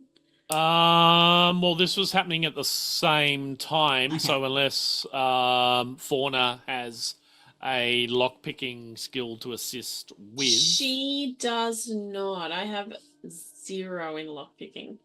I haven't actually used any of my own personal action points. It's just for 1 separate dice for the separate one. so you can buy an additional die for 1, Yeah. Okay. and then an additional second die for a total of 3, I have rolled a and then you can buy a third one for a total of 6. nice. Yeah, I've rolled a 3. It's not a tag skill for me, however, but it is another success there as well. So That takes you to 2. 3 successes. You So need 3. You're 1 down. So That's- to succeed, you would need to at least buy another yeah. die. Alright, so I'll have to spend 3 some down to. So that burns 3 action points. Mhm. Remember, they come back. Oh, I rolled a 1 and a 12, so the 12 spent the 1, bringing it up to 4. Yep. Cool. Okay, you get the lock open, and forget what this one's name is. Abigail. This is No, that's Abigail the is the cassowary. cassowary. Oh, This cassowary. is Sophia, who is stocky and brooding, the Tassie Devil. And Sophia's like, yeah, thanks, appreciate that. And rather than running off, stands and is like kind of just hanging out with you.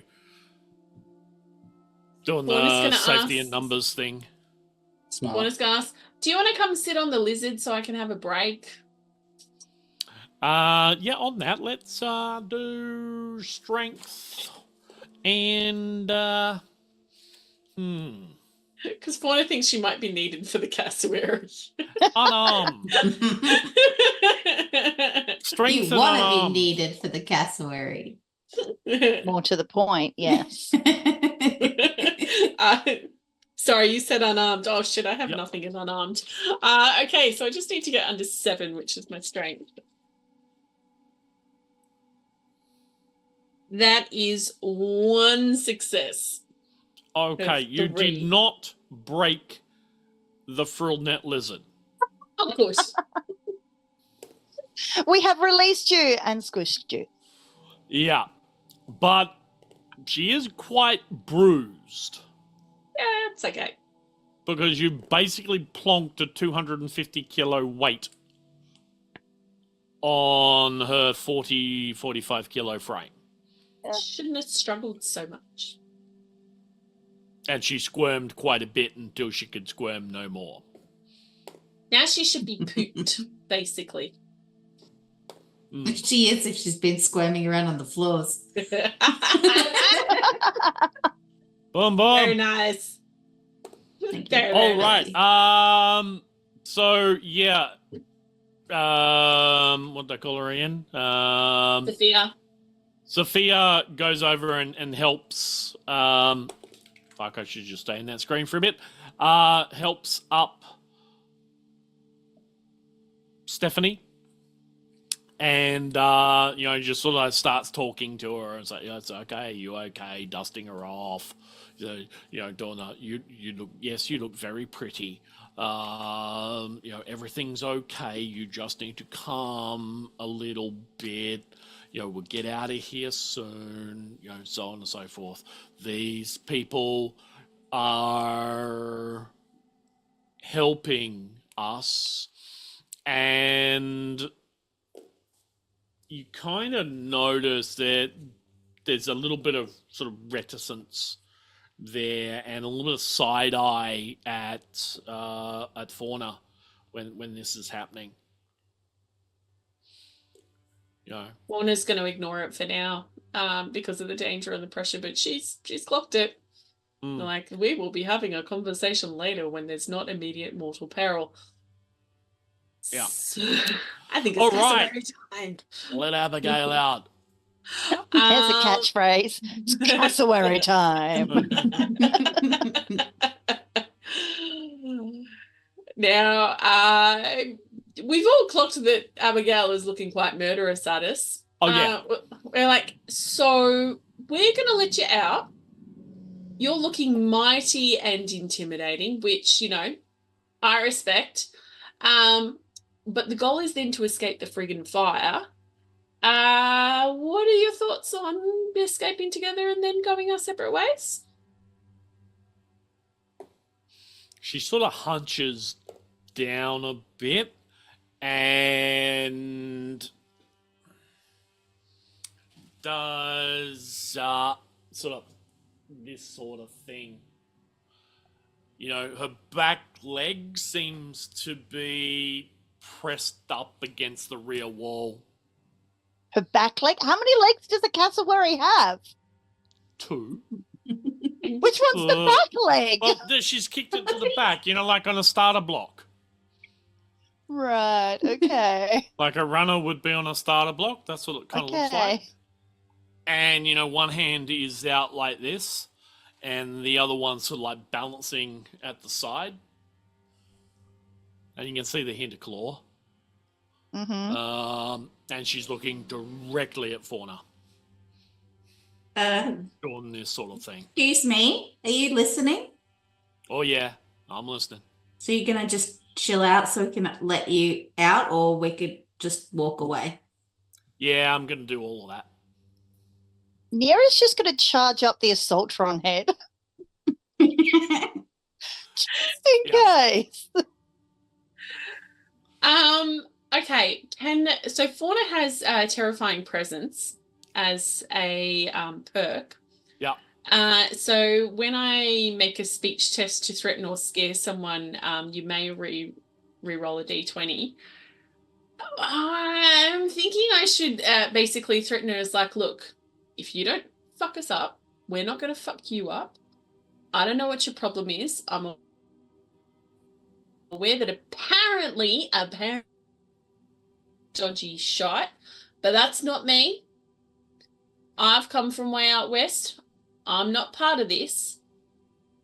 We just want to escape the inferno that my friends may have accidentally kind of on purpose set, because we'd like to blow this place up the motherfucking wazoo.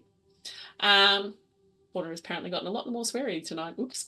Kind of warrants the situation potentially. So we're not gonna mess you up unless you give us cause. And my friend N.E.R.A here has an Assaultron head which will burn off your head if you try.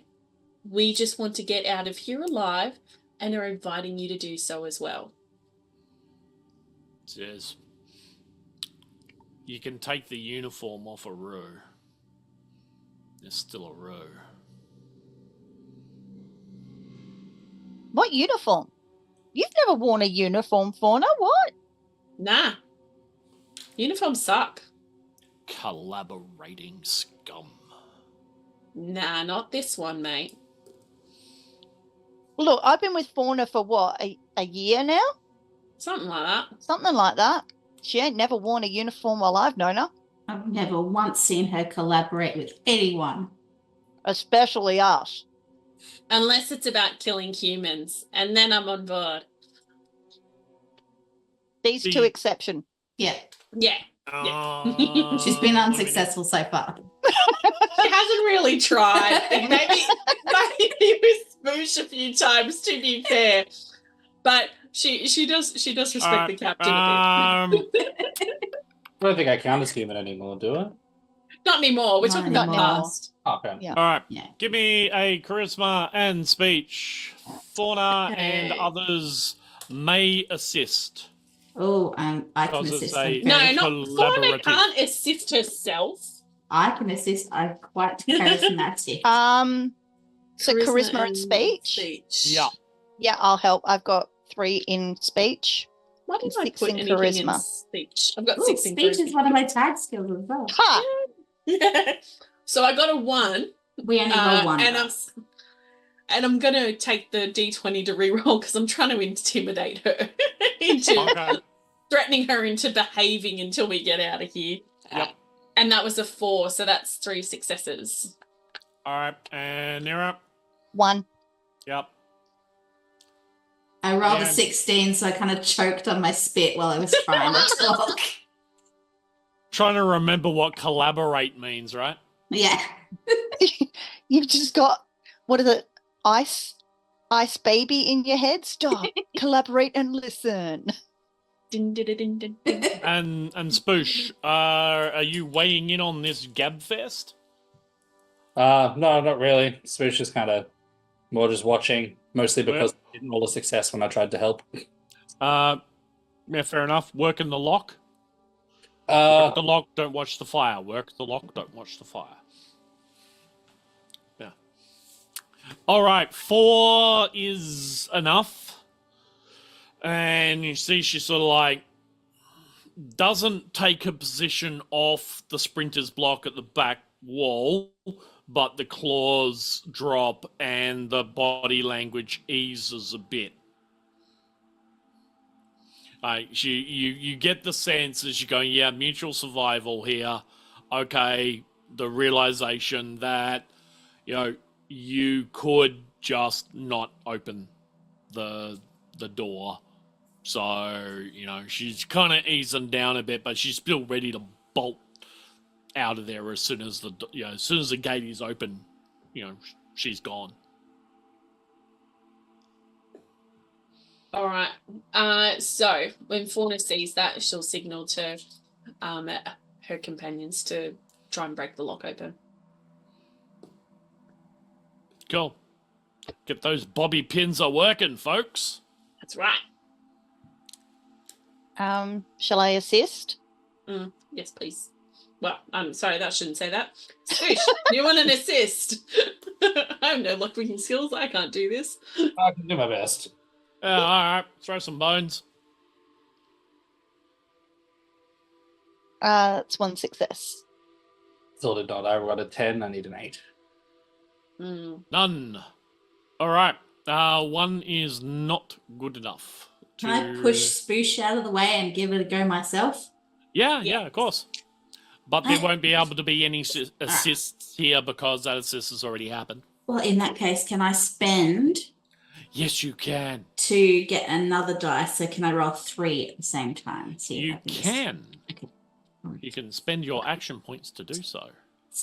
And in a little known rule, you can give action points to me Yeah. if you wish. For me to use against you No, why would I do that? if you run out of action points.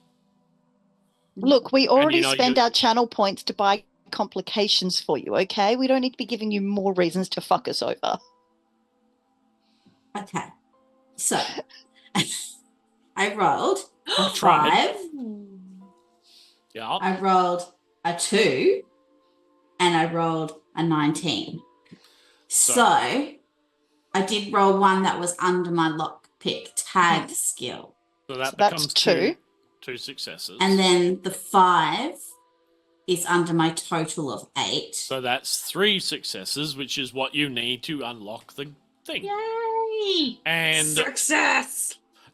But the 19 doesn't almost affect it. instantly as that final tumbler clicks in, the door gate thing comes smashing open, and you're all it is to get out of the way and not lose a hand and some teeth as this 6'8" fucking cassowary rocket just smashes out of the way.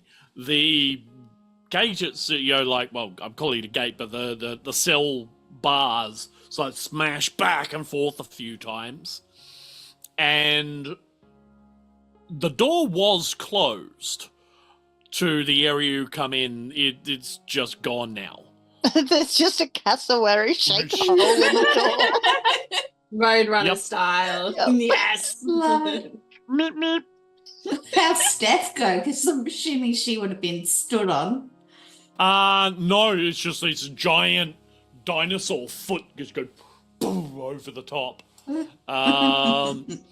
And yes, you can see she does for someone who's been hunched into a small space, smaller than she does the full size thing, and it's just like, fuck, that is one very large creature. And to montage out to this scene, because we're going to take a break in a moment. Abigail goes flying out of the building, and you hear the screams of members of the Exclave as a very large, very angry, very murderous 6'8" cassowary lady tears apart a few of them, leaving blood trails and what have you and destruction. And the montage off screen just shows her like, "Rah," and it's just like swiping as she goes through, kind of thing. As the emergency crews are finally roused because there is no alarms or anything going off, and smashes away out of the building and into the night. Possibly never to be seen again. Possibly not. I don't know. You're welcome, folks. Yeah, not one. Thank And at that point, we shall take a little break, where y'all will get to experience Sergeant Wolfman. I had fun with Sergeant Wolfman. That's all I'm going to say. So we'll see you in, I think, about 14 minutes or something. Something like that. Nice. Cool. Give or take. Have a little break. So, see you in a bit. Peace. Whoa, yeah! G'day! This is Sergeant Wolfman. Oh! Get a book up, ya! Look, I don't know what that means, but I like the sound of it. Anything where you can lock and load it and get it up someone is the kind of thing I like. So, the Sergeant Wolfman on Armed Force Radio Network. What are we now? We Exclave, we Enclave. I don't know. It doesn't matter as long as you can shoot someone. Oh, so Sergeant Wolfman out.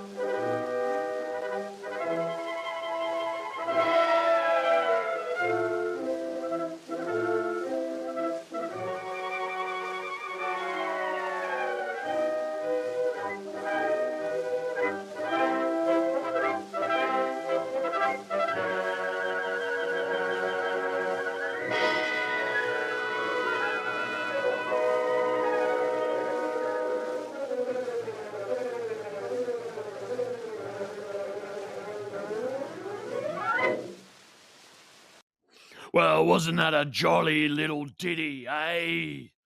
Sergeant Wolfman says, "Ow! Bring the music." But first, we got some time for some news. You know, for all you pencil neck pinhead types out there that want to know what's going on in the world. I just say, I don't need to know what's going on. Just point me in the target and let me kill it. Yeah. But the brass wants me to tell you that the war is going badly.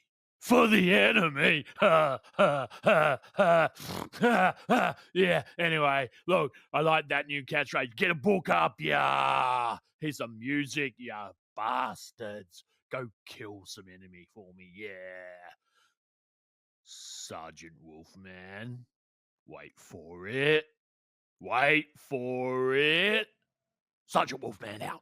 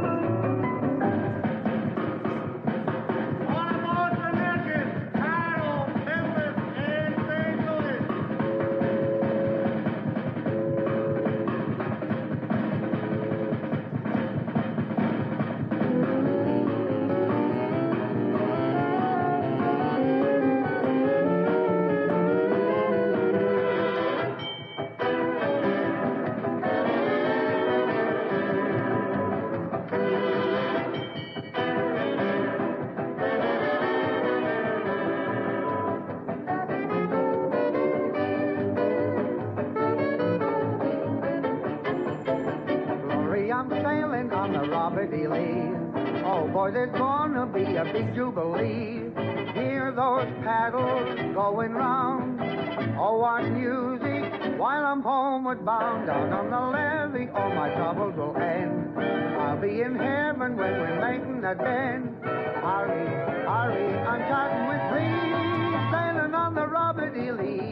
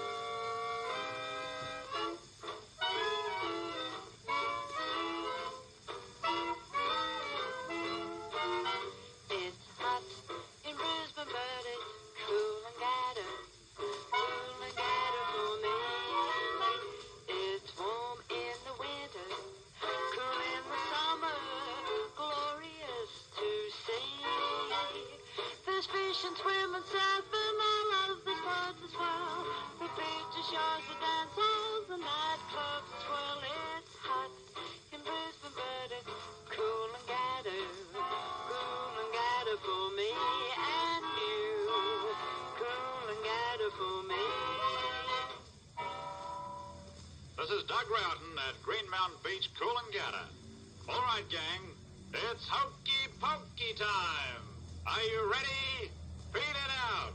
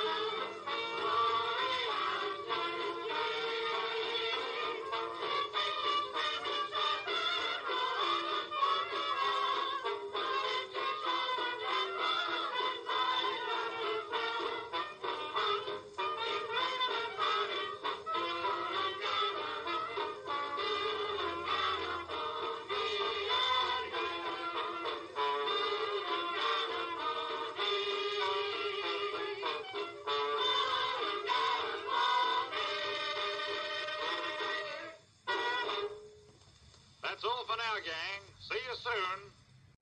And Sergeant Wolfman says, "You sure will. We'll be coming for you soon, you Coolangatta people, wherever Coolangatta is. Because there's nowhere you can hide from the Exclave or the Enclave or whatever it's called. Anyway, this is Sergeant Wolfman. Ow! Signing off on the Armed Force Radio Network. Look out for the explosions, because that's mean I'm a-coming for ya. Anyway, my new favourite call sign, get a book up ya. Sergeant Wolfman out.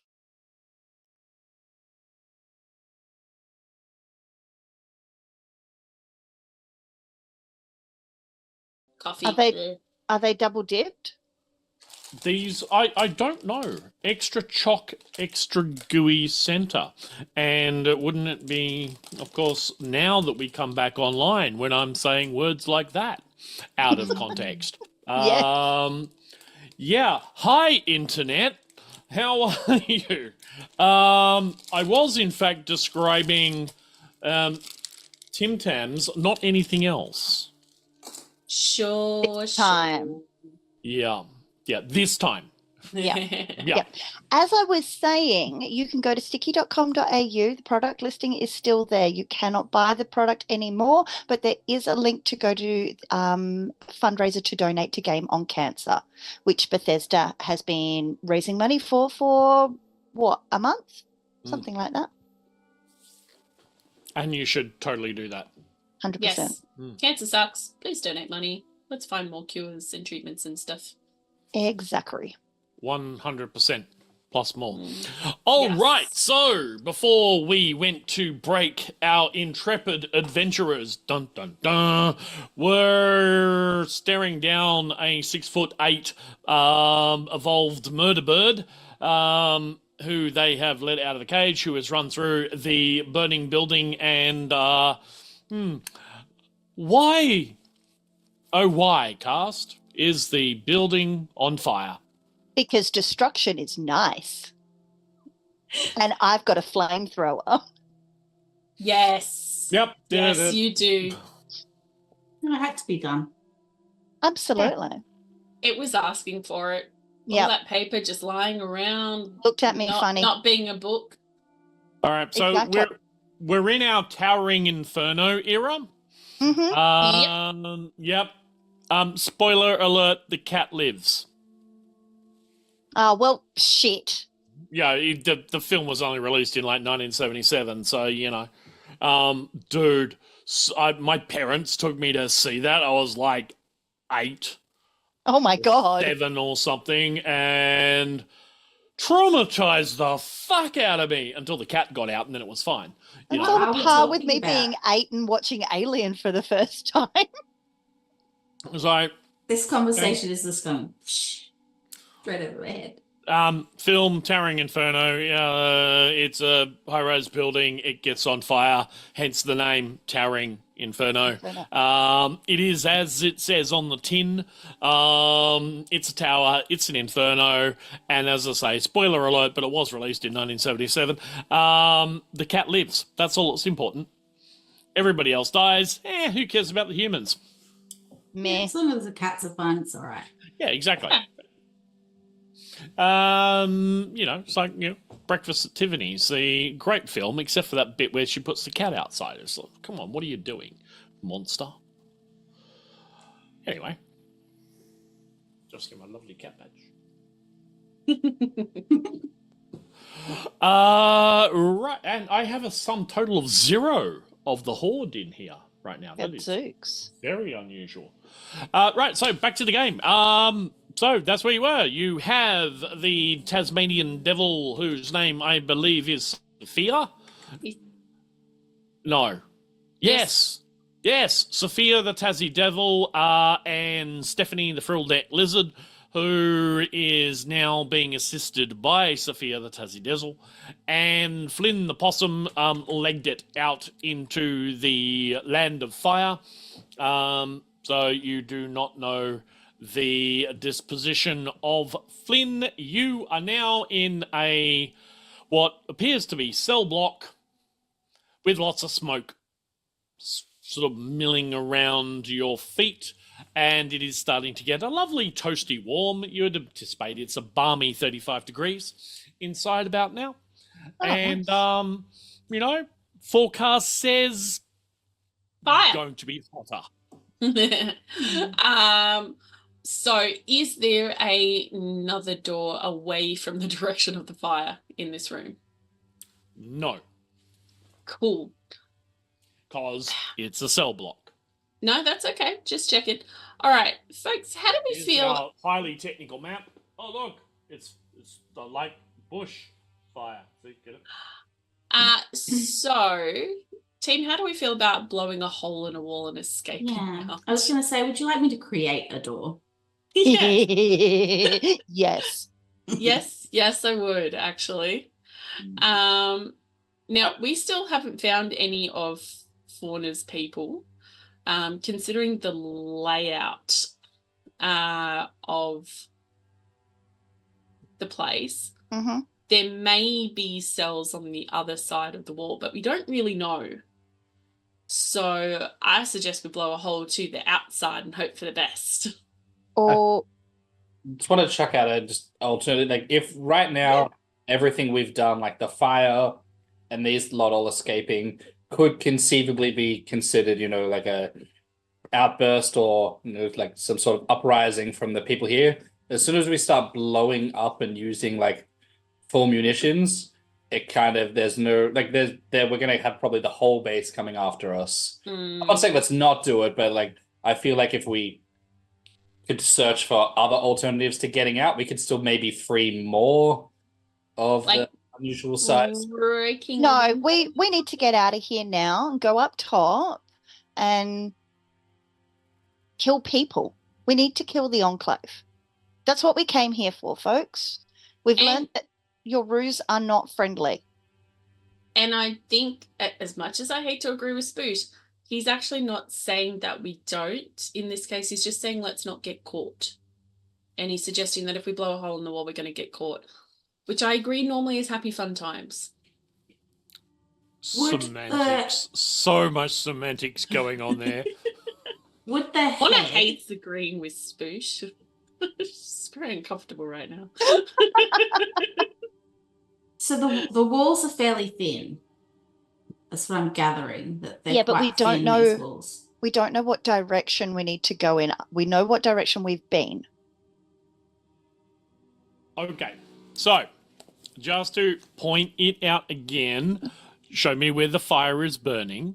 So hang on, give me a pointy thing that is not a Tim Tam packet. You came in through here. Right.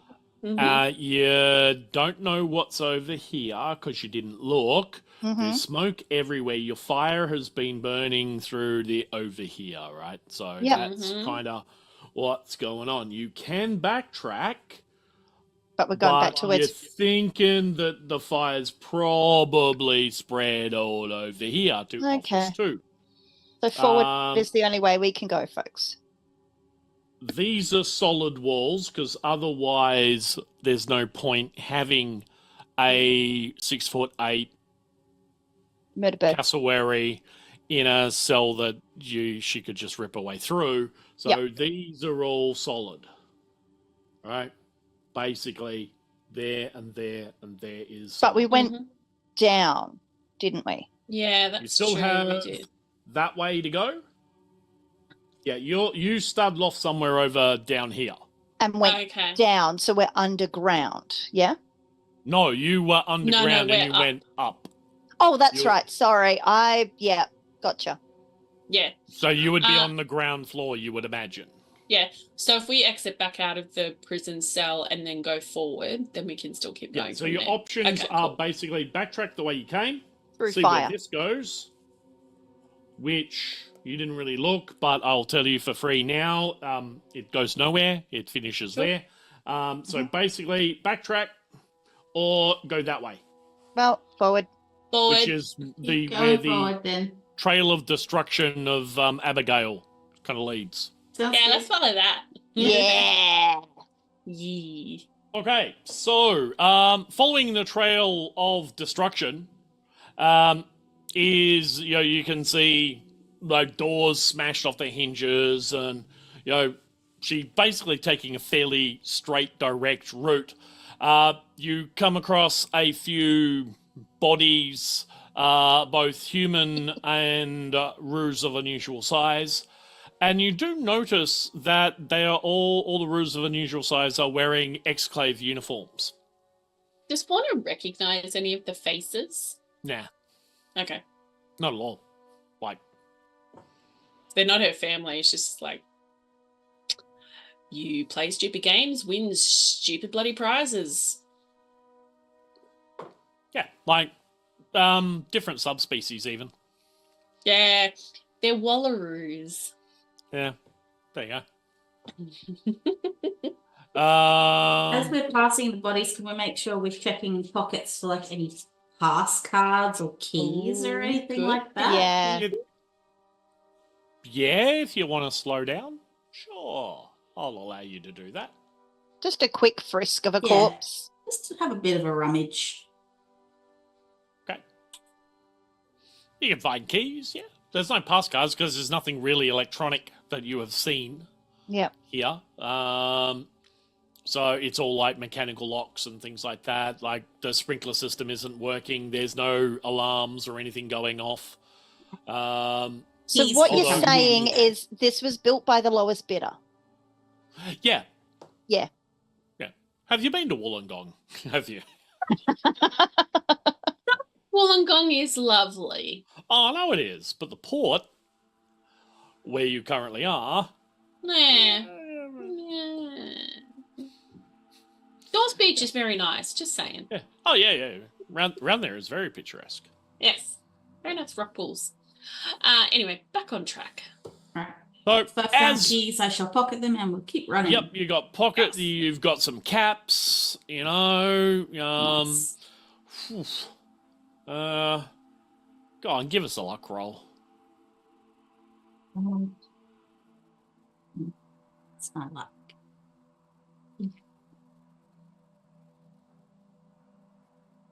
No, I didn't succeed. My luck is a 6 and I rolled a 10 and an 8. Oh, well. No luck for you. Womp, womp, womp. Nothing special, just, you know, pocket lint, you know, old bus Hey. tickets. You can use that to start a fire. Exactly. I will pocket the lint. Or...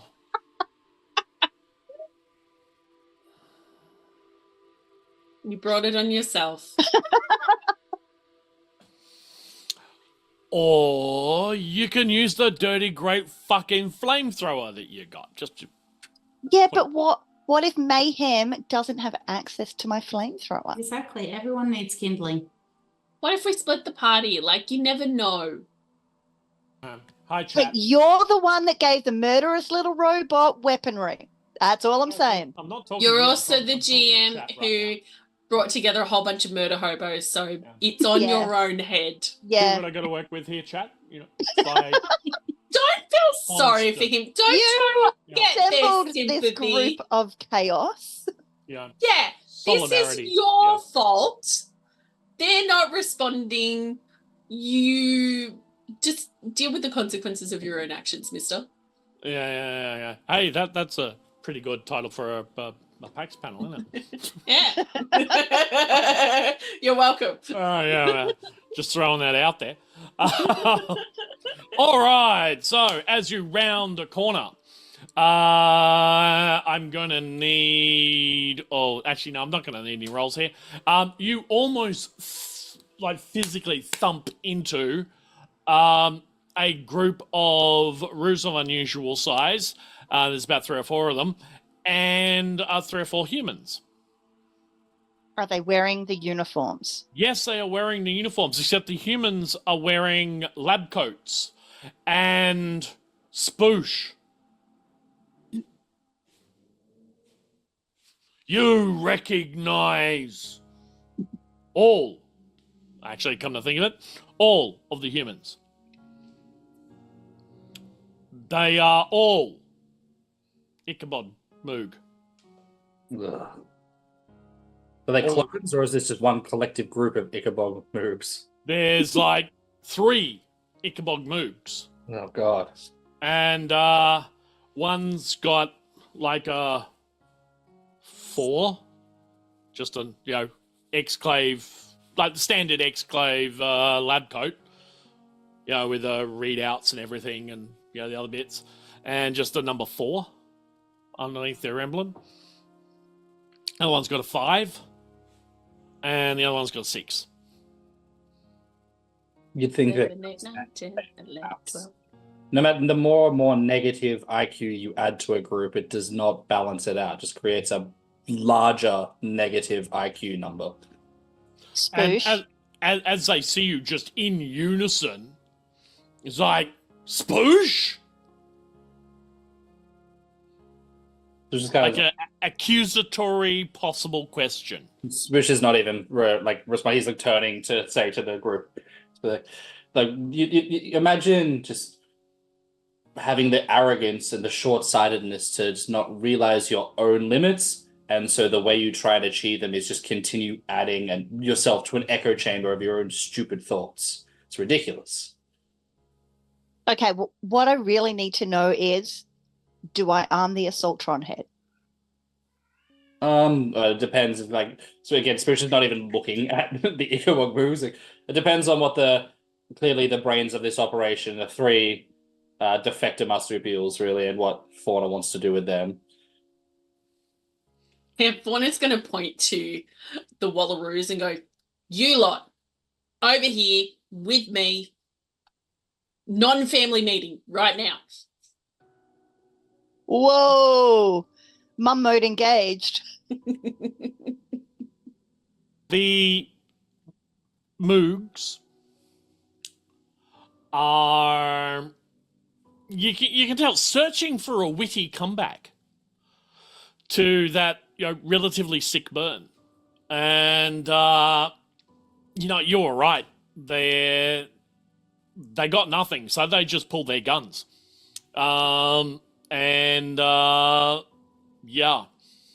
The roos of unusual size basically take their cue from the Moogs.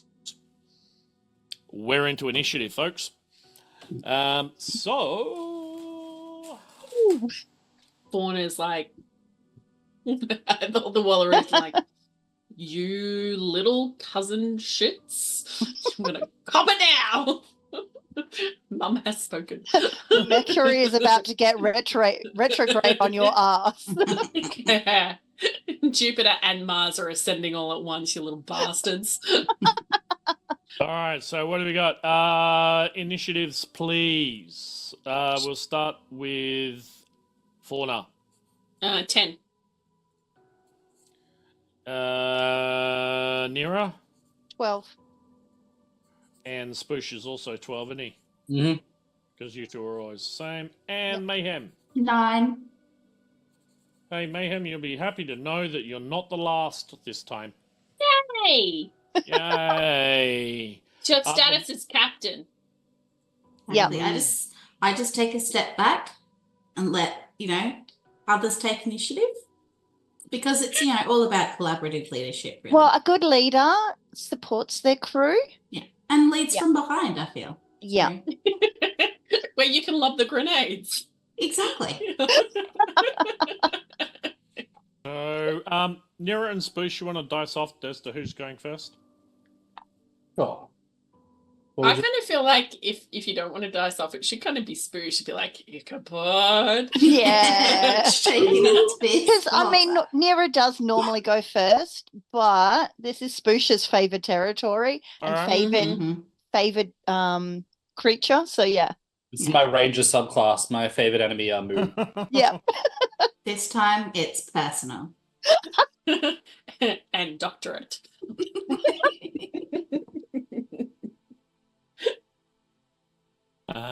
With you 1 sec.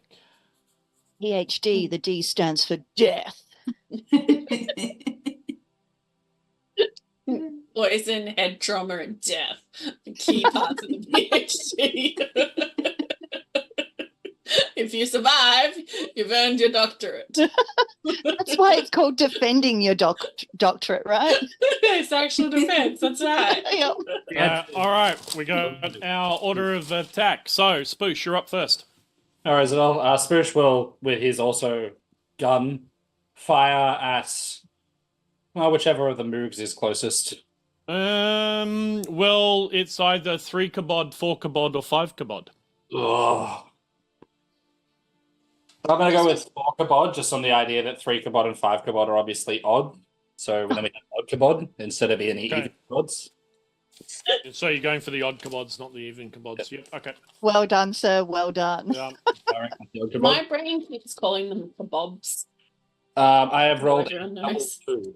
So that is definitely under my energy weapons tag. So that is 4 successes. Okay, let me check Forkabod Boogs. Forkabod has some armor. Do you want to hit a location, please?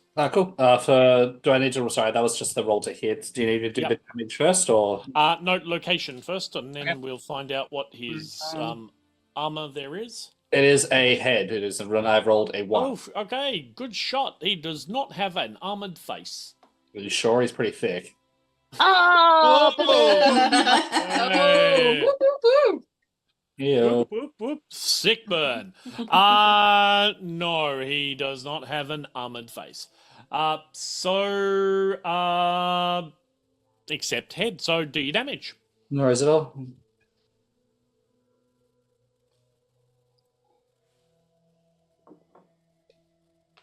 Two, 3, 4, 5. So that is 7 damage. Of that 7 damage, 1, 2, 3, 4, 5 of it is piercing 1.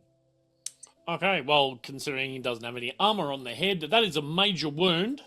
And quite devastating. Forkabod hits the deck. Give us your scene description, please. Spoosh the Slayer. Spoosh will just very calmly, just like still almost just talking to the group, fire just his laser pistol into Forkabod's head. And then as Forkabod falls, he's going to just mock amazement and be like, oh my god, I thought by hitting him in the head, I wouldn't be striking any vital organs. Oh! I would say Spoosh is on fire, but not right now. Maybe in a few That's minutes. behind us. It depends how long this combat goes for. All right. For all intents and purposes, Forkabod is out of the fight. Given 5 is the magic number here in this game, so when you take more than 5 points of damage, that is a major wound, and a major wound knocks you out.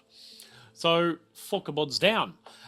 Next on the list is... Oh, well, that's your major action. You want to take a minor action other than... Well, I'll give you soliloquizing for free.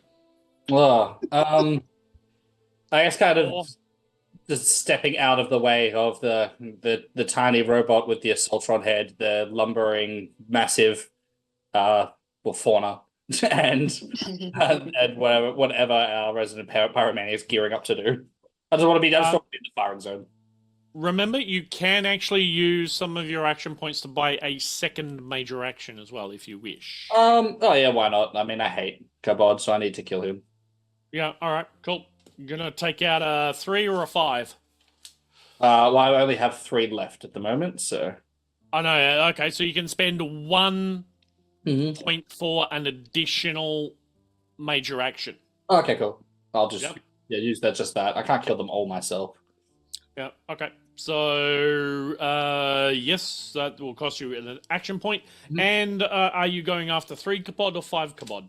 5 Kabod. All right. 3 Kabod deserves to live, seeing as he has the average IQ of what has.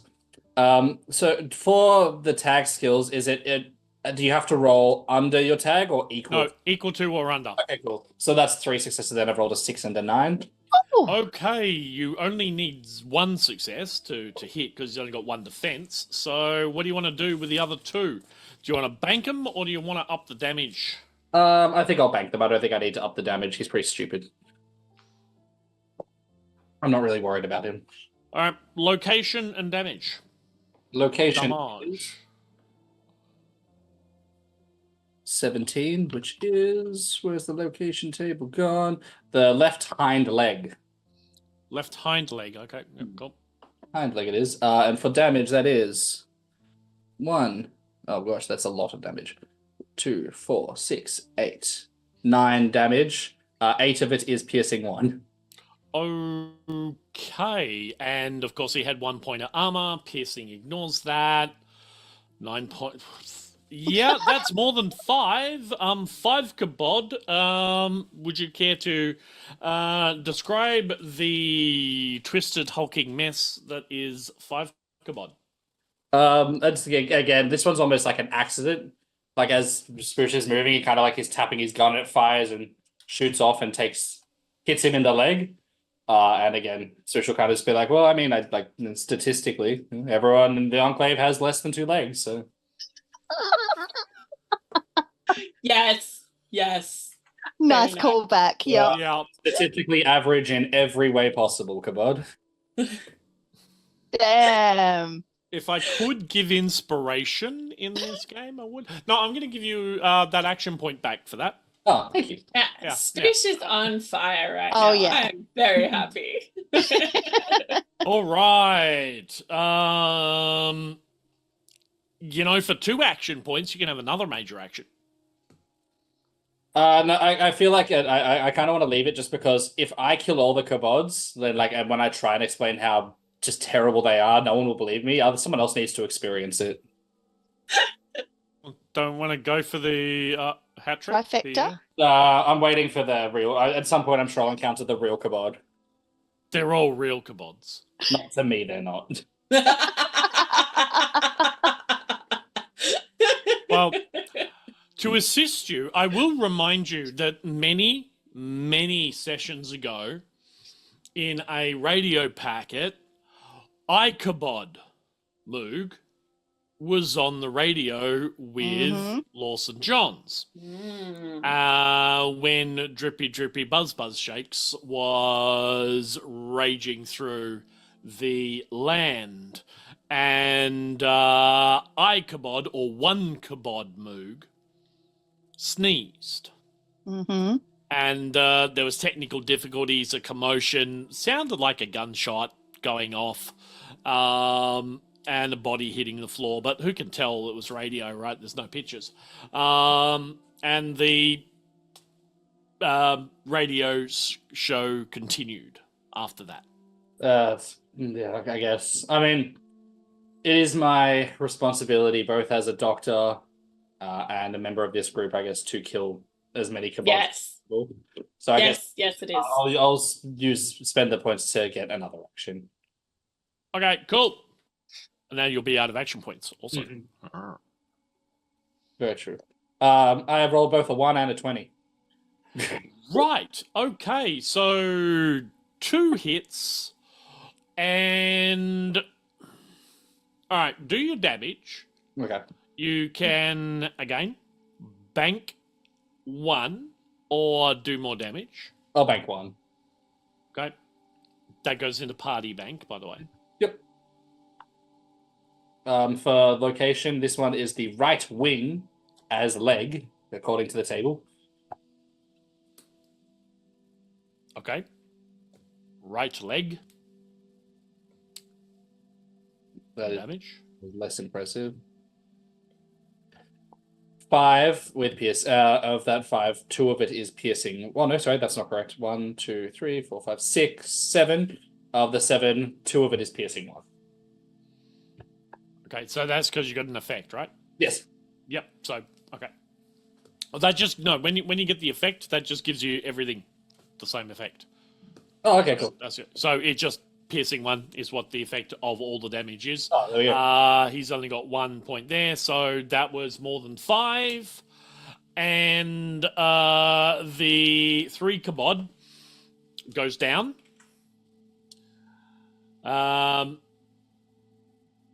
They were all unconscious or bleeding or what have you, but basically you did 7, yes? Yes. Yeah, so let's note how many hit points are left, just in case. Not that it's really going to matter. I somehow cannot see them surviving the end of this encounter. So yes, 3 Kabod goes down in the leg. Do you want to describe that one? And before you do, the downside of your 20 is that, when laser pistols are damaged beyond repair and they start whining and you've damaged the internal power cell and it's going to go bang any second now and blow up. Yeah, that. So work that into your scene descriptor, if you will. So this time, fire, like, kind of, again, like, paying attention that he's shot the other one in the left leg, kind of turn and just hip fire and shoot the last kabod in the right leg. And then with the whining, kind of just look at his gun and just kind of like, and just like throw it down near them. And like, just be like, I mean, they could somehow, knowing him, produce by binary fission, so it's probably best we get rid of all traces we can. Kind of just like just step away, just be like, that's cool. Gesture, be like, I present you traitorous marsupials, and kind of walk away. Like, I'm not really sure. All right, I will add to that scene. So what we have is the interplay. The guns come out almost in like slow motion, and then Spoosh is just, gunfight at the OK Corral, high noon style, and he's just like pew, and down goes 5 kabod, and pew, down goes 4 kabod, and then pew, down goes 3 kabod, and then the whining noise, he's like tosses the gun at them casually, landing just between the feet of, let's say, 3 kabod, who is barely conscious, and it just goes whoop, whoop, whoop. Tiny mini nuclear cloud comes up, and all that's left are 3 charred kabod skeletons as Spoosh walking away, all this behind him, and seeing His silhouette from the glow of the explosion. The real winner is the bell curve of average human intelligence. So,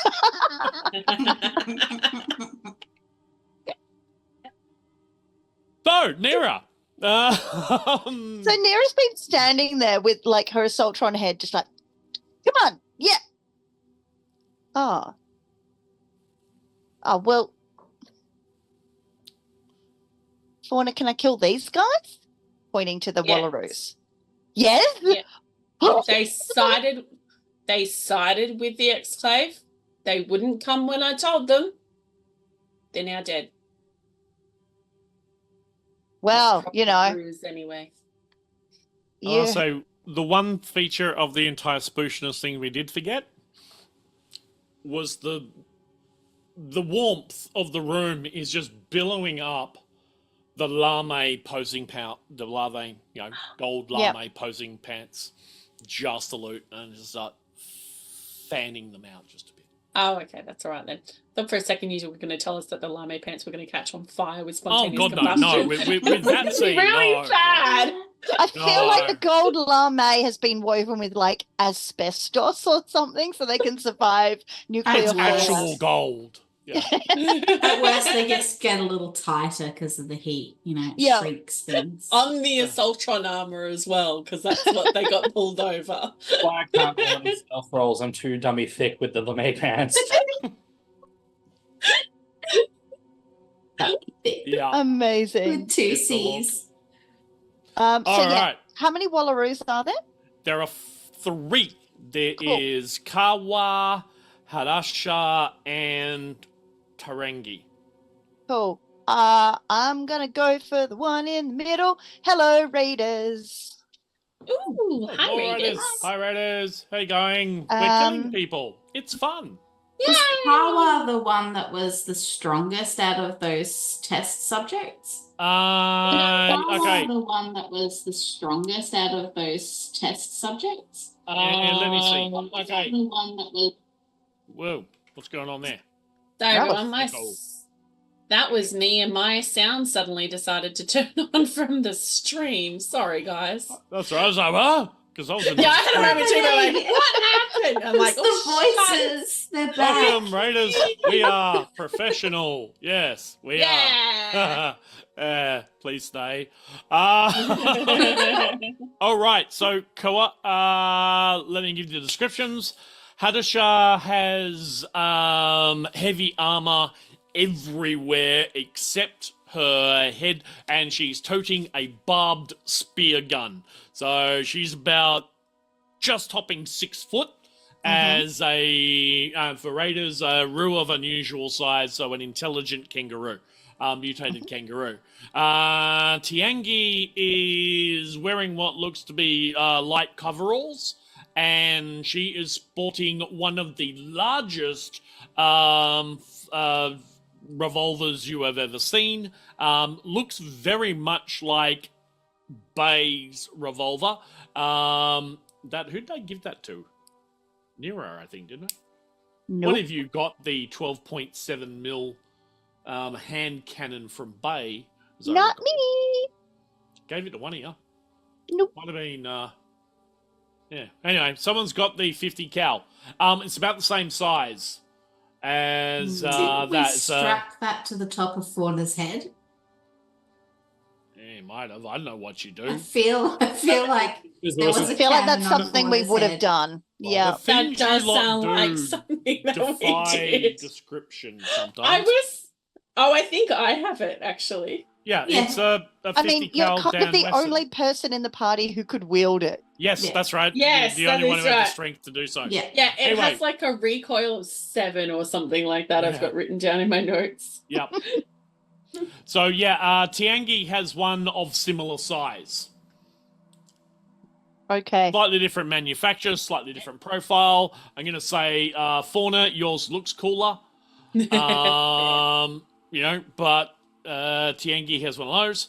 And Kawa is wearing a dirty great big chest plate and has a crossbow that has some kind of glowing bolt. So it's got like a knobby bit at the front that's glowing. Okay. Glowing Okay. kind of greeny colour. Cool. So that's what you got. Give me 2 seconds. I just want to see what the damage effect is on my weapon. Because I've forgotten, because it's been a while since we played this game. It has Mm. And it's been a while since we've done combat too. It has been. No, yes. Oh, I didn't know it did that. Okay, so I'm going to go after... I think I'm going to go after Kawa with the crossbow. Okay, go after car with the crossbow. Yep. Yeah. Cool. So energy, and are we going perception?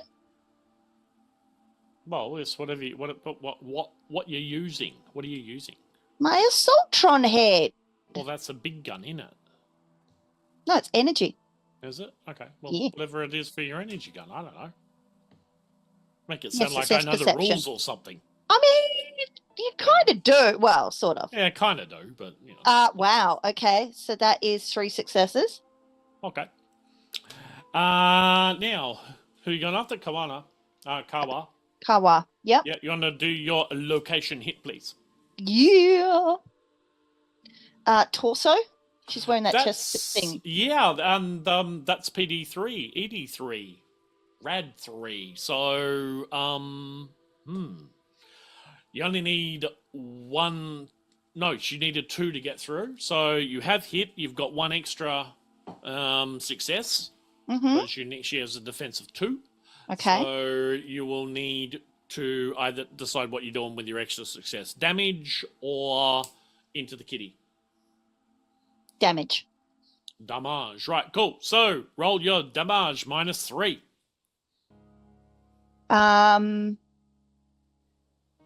But it is a vicious weapon, so it inflicts +1 damage for each effect rolled.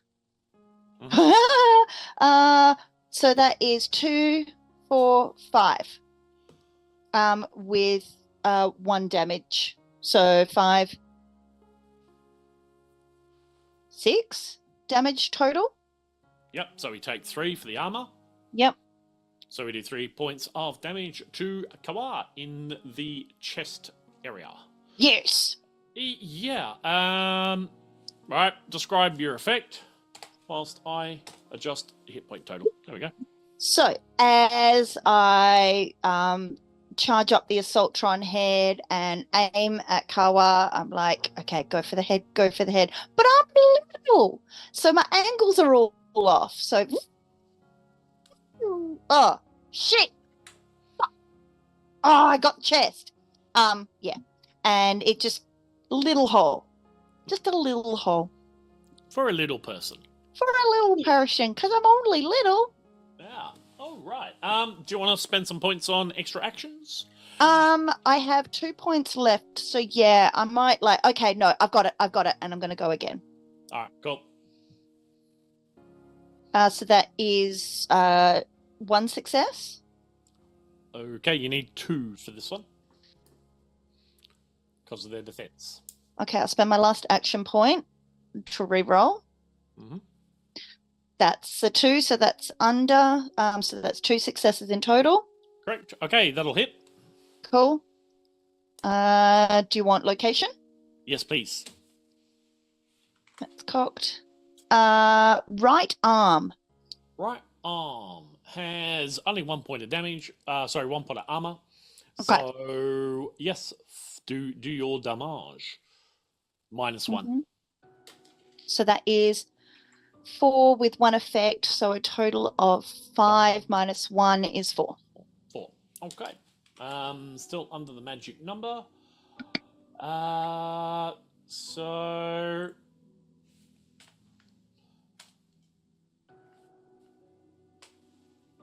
where we get the right one? So still looking okay, but yeah, give us your scene descriptor.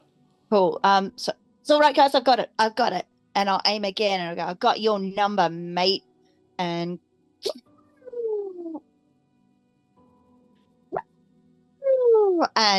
go into the shoulder, and just kind of drag it a little bit, so that it doesn't go in, but it just kind of leaves a bit of a nasty on the shoulder there. Yeah, it's gonna smart for a bit. Yeah. Cool. Okay, it's Kawa's turn, who is gonna return the favor. Funnily enough, what a surprise. 7 and 11, and what is their target number is 9, so that would be 1 success. My defense is 1. Okay, yep, so that will hit, and that will hit you in the Christine's glasses. The left arm. Okay, yep. And that will do. Sorry, what's your energy defense there, not your physical defense? I don't have any, apparently. Okay. Because this is a plasma crossbow bolt. I don't Yep. think N.E.R.A is wearing any armor. No. No. Well, I am, but it gives me only a little bit. Ah. Yeah. Because I haven't really started working on my plating. That will do 6 points of damage. N.E.R.A is down. Yeah, N.E.R.A is down. As you are hit by a crossbow bolt that does, it splats out onto you on, when we hit you, your left arm. Yep. And yeah, just spins you about and you topple down, hitting the deck. Kawa is done. Fauna, you are up. Ooh. And Who's that's the first left? time one of you has been downed. Yeah. Who's left? There are 3 roos of unusual size. Who's got the big gun? The big gun is held by Tiangi. Tiangi. I Yeah. was like, do I bring out my own big gun or do I go in with the cricket bat? It's the decision I've been trying to make. Yours is bigger than hers. Just saying. That's true. I can always move in and go for the cricket bat if there's any of them left for the next time. Alrighty, okay, I did manage to find the 50 cow bit in the rule book, which is what I've been doing while everyone else has been like mowing down people left, right, and centre. They do a suitable amount of damage, don't they? Yeah, it's 8 of the action dice. If I manage to succeed, considering I've got to do small guns and agility, and I've got to get under 7, so we'll see what happens. No. That was too fast. I'm going to spend action points. I'm going to spend... Remember, you could also spend luck. Yeah, but I've got all my action points. I'm going to spend 3 so I can re-roll twice. Okay. And that was still a fail. Bugger. Luck points. You can trade down your luck 1 for 1. 1 for 1, so 1 luck point, 1 dice. Yep. Yep. But just once per scene. Just once per scene. Okay. No, that's right. Well, considering I've used action points, I will use luck. And if I fail, let's assume that Fauna's having trouble with the recoil. Well, remember then Or you still something. have 3 action points left, so that could buy you 2 extra actions, major actions. So if you wanted to go all in, chips all on the table. I got a... Sorry, I got a 1. I got very excited. So I have, just double checking, I have 3 successes because I got a 1 and a 6. Okay. Woo! I rolled a 1 and a 6. All right. You have to call you Rimmer. All right, so who are you shooting? You're shooting Tiangi. Yes. Do you want Okay. to roll for where? Yep, roll for where doesn't really matter because she has PD1, ED1, RAD1 everywhere. It's in the head. That's fine. She's wearing a helmet. Oh. Still roll my damage. Yeah, it's still your damage -1. Okay. Well, I got 7 of these dice. I thought I had another one, but it doesn't matter. I roll that and then 1 more. And I do believe your effect is vicious, isn't it? Give me 2 6. I don't I think will vicious is confirm that. Vicious is if you whenever you roll 1 effect, you get an extra. It just says gain vicious, which I'm not sure what that is. I didn't have a chance to look that So up. vicious means whenever you roll the effect Face. die. Yep. Yeah, the face. Which I have 3 of those. All right. So every time you roll one of those, you get an additional point of damage. So that's worth 2 damage rather than 1. Okay. So I got 3 faces, which are 2 damage from yep. memory. Yep. So that was 6. I've just rolled my 8th dice, and that's another 2 there. So I'm on 8 and 1 more point of damage to add to that. But I've got the minus as well, so it would be 8. 8. Yep. There is a deafening fucking boom in the room as this veritable hand cannon goes off. We're talking basically a 50 cal Smith & Wesson style revolver with wildcat rounds in them. So it is very, very, very loud. And Tiangi goes down. Also Couldn't like to happen point to a out, nicer Roo. this is the first time Fauna's also been successful with a handgun. Yeah. In every single session, I would like to point out. So I've mostly been doing melee weapons because I'm a little bit better at that. But having a big 50 cal gun, it's just good an opportunity to pass Not up. dead, just down. Now, as I say, you do have enough action points for another major action. And might I remind you, the basic doctrine of this game is hit first, hit hard. Mhm. Because they don't get to act if they are unconscious. Mm-hmm. This is very true. It's All kind of right. like modern military doctrine. Funny Fire that. everything. Yes, burn it all. Yes, I shall spend those action points because why not? We'll give another shot with my lovely gun. All right. So you have a choice of 2 targets. You have Kawa, who's got the spear gun. Yep. Or is that correct? Let me just check that. No, Hadasha has the spear gun. Kawa has a crossbow with plasma bolt rounds on it, which are the ones that fucked up N.E.R.A. Yeah. Yes. Or you could use your minor actions, your action instead to go heal N.E.R.A. Just saying. Revenge first. Revenge first. Okay. Well, attempt at revenge. We'll see what happens. So I will roll. Need to get under. Well, 7. tending to N.E.R.A will be a major action. Yeah. Yeah. That was a fail. All right. So I do believe you have enough action points for one more action. No, didn't I just use those? I used them before, so I've used up 6 now. Yeah, okay, yep, fair enough. Yeah. All right, that's you done.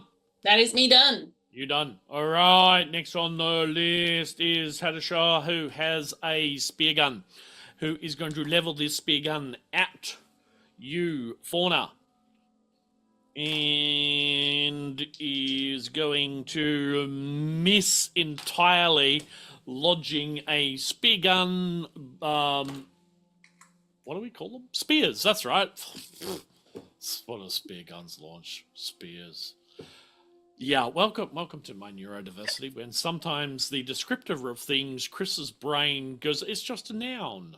It's just a label for a thing. It doesn't actually describe what the thing is. Yeah, so spear gun did not relate that it would throw spears. It throws a spear that lodges into the wall right next to N.E.R.A.'s head. Just for dramatic effect. Which, N.E.R.A could use to lever herself up a little bit, because, she's, down, but not completely out. You're not dead, you're just not able to fight. I'm at 0. You're at 0, yeah, all right. Then you're not doing much. No. No. That would be Hadasha. Tarangi is down and dead, so she don't get to go. Mayhem. Captain, my captain. Okay, so how many have we still got either down or standing? You have Kawa, who has the crossbow, and Hadasha, who has a spear gun. Okay. That's it. Well, I would like to use one of my ducks, I think. Of course you would. Why did I think you would use anything different? I think I shall call on Gregory. Gregory, okay. Yes. Gregory the duck. So, if a duck could salute, Gregory would. How many? What are we classing the duck? Is it like a frag grenade or? Yes. Okay, so that would be 5d6. Might I say, in an enclosed space with your friends. So you're about to do the equivalent of cast fireball. Piggles the person says do it. Fauna would not say this, but Piggles the person says do it. Nephthys the person also says do it. N.E.R.A.'s like, On the floor. maybe save the books first and then do it. So for those playing along at home, Gregory the duck is a rubber duck that has a 60-second timer on the base of Gregory with a fairly decent amount of explosives jammed into the squeaky bit where the squeaky bit would be, but just because it's fucking hilarious, he still squeaks. Well, given that everyone's in enclosed spaces, and we seem to do this a lot, which is very difficult for someone that likes explosives, I will, I guess, have to rein in my idea. I can't use a Molotov cocktail because that will just make things worse. Look, I'm thinking go with the first declared action. It's not often I pull out the rules lawyer bit, but like Chris says, go for it. It's gonna be hilarious one way or the other. Right, I'm not listening to chat. I'm doing it. Throwing Gregory. Go on, needs chat. to be free. The chat is encouraging you, except for one. Of course they are. Cat just facilitates this. A lot of you are bad, but we're all are. Come on, let's throw the duck. All right, throwing Gregory. And as I throw him, I'm going to yell out, Firecracker. Oh dear. Okay. Yes. Yeah. Of course. And this is why we need a duck emote. How long is Gregory set for? He's set for 10 seconds. 10 seconds. So he's got 10 seconds to contemplate the rest of his existence. Gregory goes through a few emotions during that time. Of course, he's a rubber duck, but, who says he's not a real person?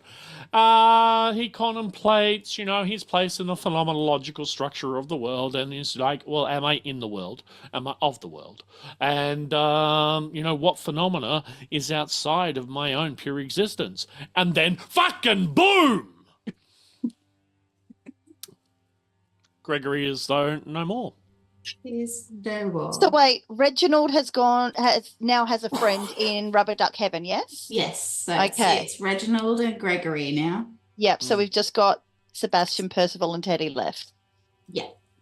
The three amigos. Yes. We also do have my nuclear bombs left over. It's a Duck and Goose's Revenge still Yes. available. All right. So, I forgot we called it Goose's Revenge. you want to do something pesky like, throw some fucking dice or something? Yes. So I've rolled. Putting it out there. I've rolled my dice. Yeah. So it's the D6s that I'm rolling now? Well, you got to hit something I'm first. going to hit something first. Okay. Yeah. So that's explosives and perception. Yeah. Or it might even be throw, because you're throwing it. All right. Which would you prefer? I think throw is probably more appropriate. Throw and agility? Yeah, that would be the one. Okay, so I got a 2 and a 6. So 7 was my number that I had to reach. So I've got 2 successes. 2 successes. Good enough. Who are you throwing them at? Well, who is Gregory going to make friends with? I feel like Gregory would kind of target probably the person, like the one that's on the ground. I think he would maybe like bounce off his forehead or something like that. Well, one has a spear gun and the other one has a crossbow. Whichever one looks. Well, I think Mayhem would kind of try and throw it centrally so that there was, okay, I'll allow that. as much explosion to either one. Cool. Make with the bombiness. So I've rolled my D6s. Yep. And basing it on the frag grenade, Yep. I've rolled 5. So I've got 2 damage, and I've got 2 heads and 2 blanks. Okay, so that is 2 damage. The 2 heads are also 1 damage apiece. So that would be 4.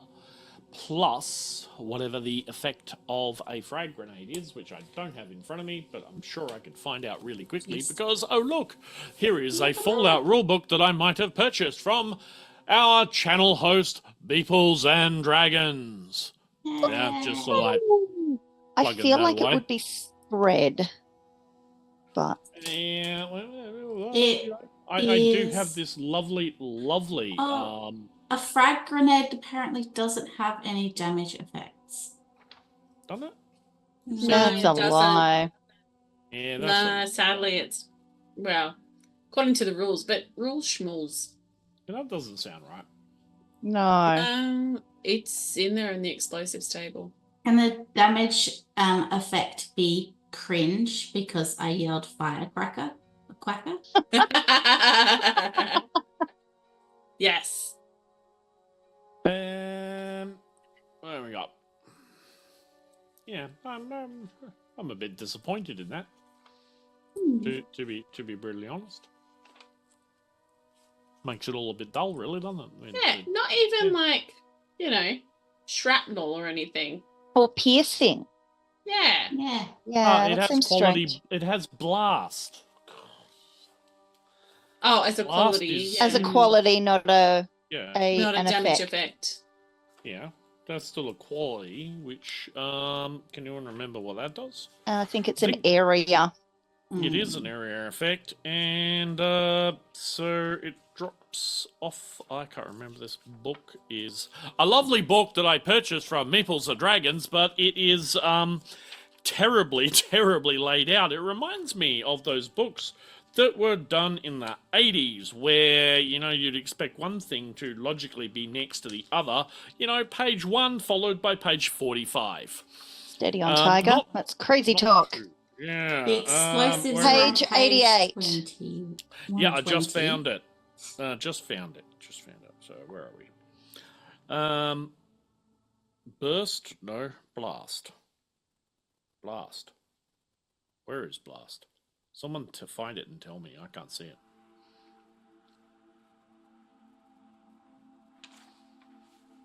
Which is very silly. Page 57, apparently. Oh, no, 57 results. Hang on.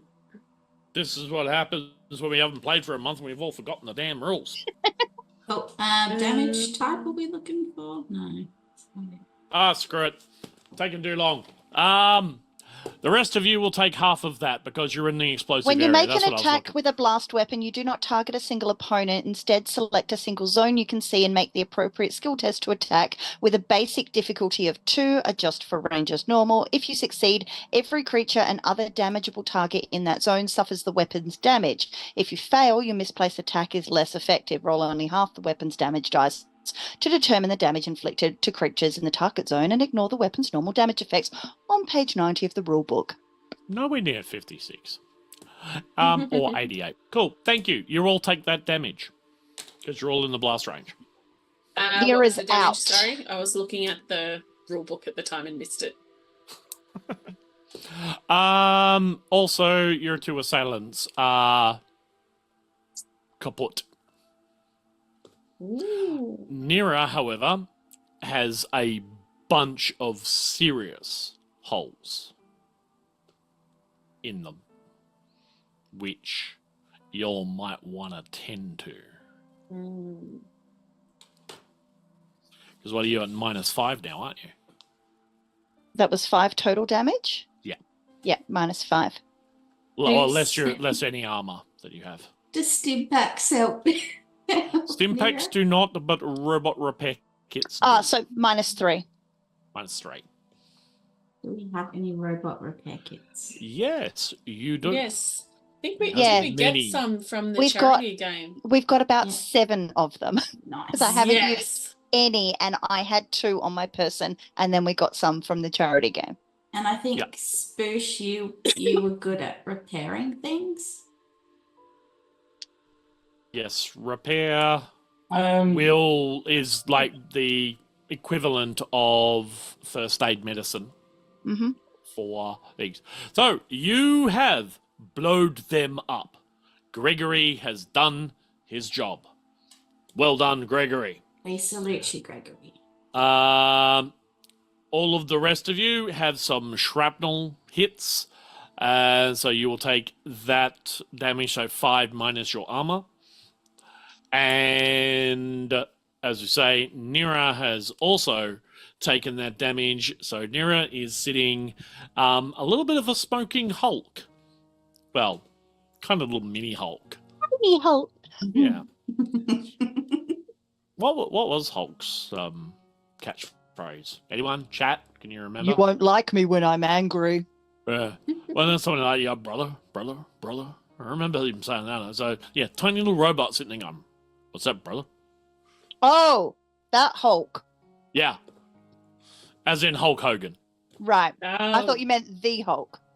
so did I. Yeah, you could have the Hulk as well, you know. Mm-hmm. Mm-hmm. Well, you know, you could have the Hulk as well, you know. Well, then something like, yeah, brother. I remember him saying that. So, yeah, tiny little robot sitting there going, what's that, brother? I just thought Hulk Hogan was kind of funnier. Because N.E.R.A would be sitting there with a little bandana and, tiny little, Gold's Gym.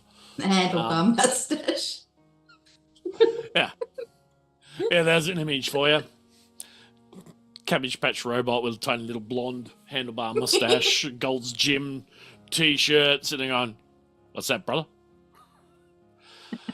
All right, look, someone repair the robot already. Otherwise, Nephthys is going to have to roll a new character because death is imminent. Spoosh will walk over and start doing some work on there.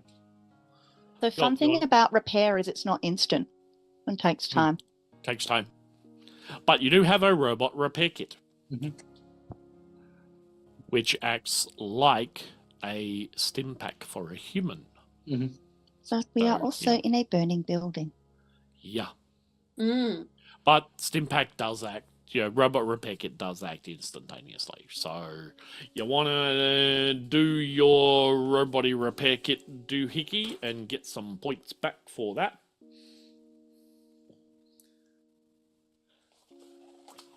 Which again, I've completely forgotten how many it gives back, but that's what index is for. Where are we? We're having a lot of rules checking today, aren't we? Very unusually for this stream. Yeah. Healing robot. See under healing. Well, that's really helpful.